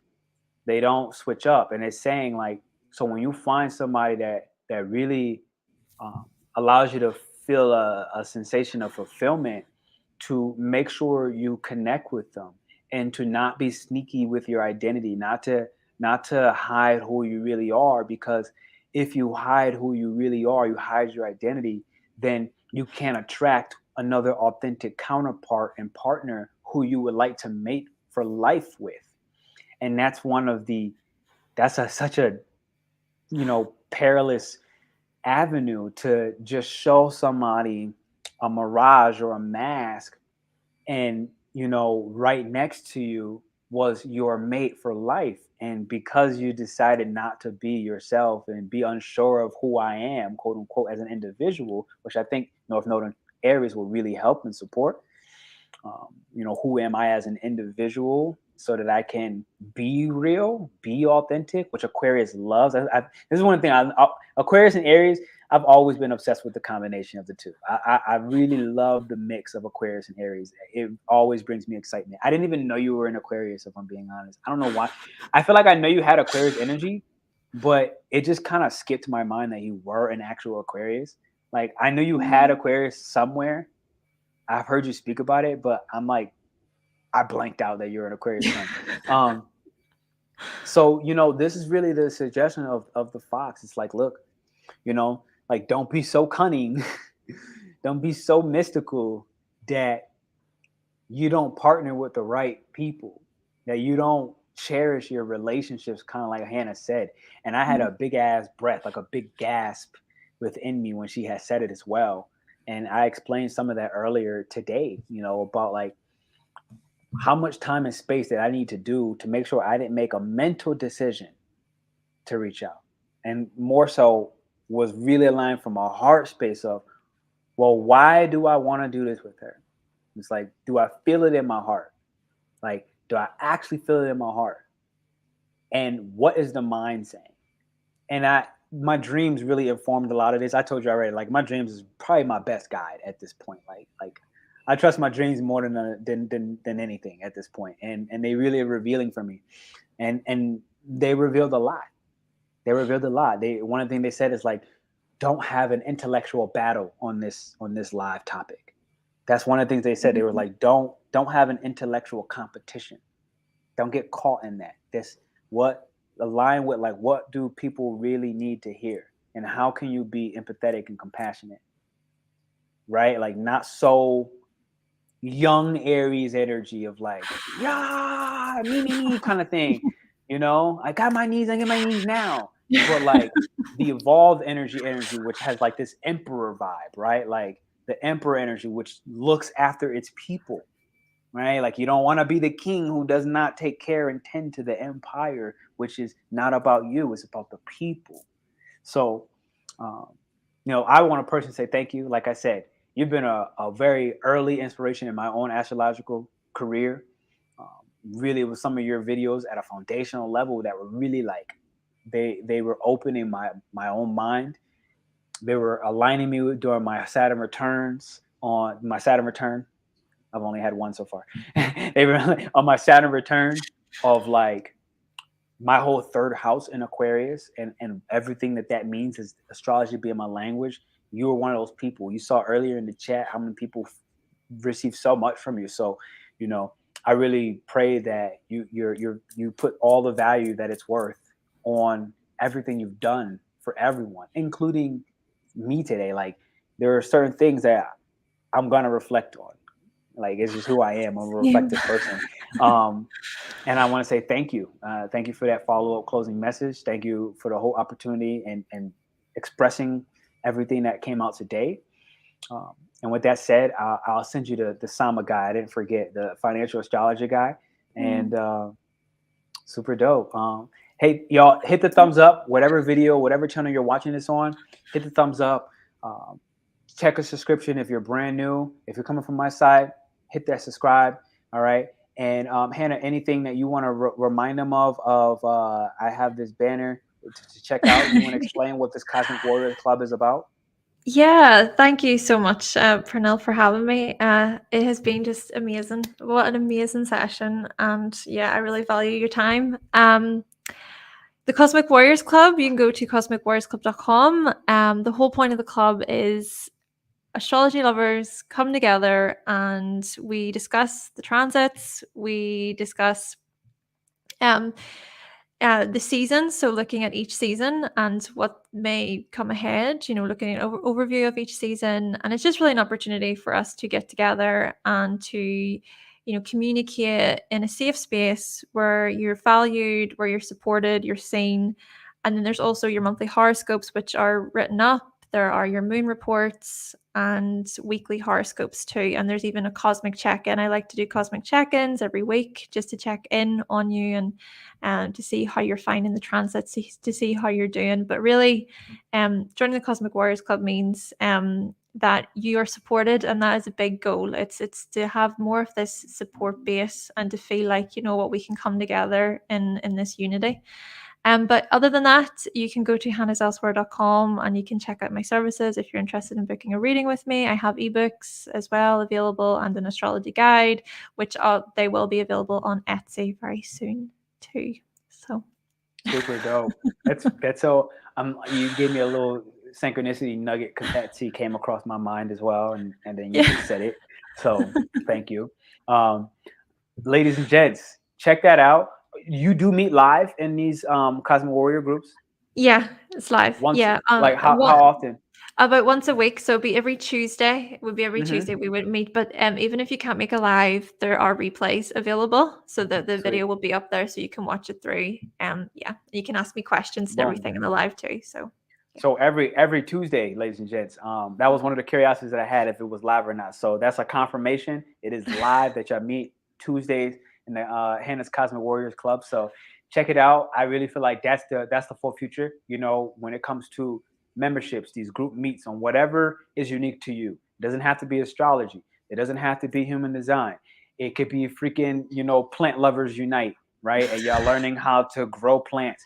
Whatever it is, start to think about your passions and do understand that I really believe that part of our energetic investment while Pluto is in Aquarius will be to invest in a group, to invest in a network that actually means something to you. Don't do it because I'm saying you should join a group. Do it because it means something to you. And you always felt like no one understands me when I like X, astrology, human design, plants, whatever. Well, if you like astrology, which both of our channels are astrology related, so I'm guessing that's one of them, you have an outlet. So do check it out. And that said, we'll see you soon, Hannah. Thank you so much for having me again. Bye, Absolutely. everyone. Actually, Hannah, I'll take you backstage. I'll press end on the broadcast here.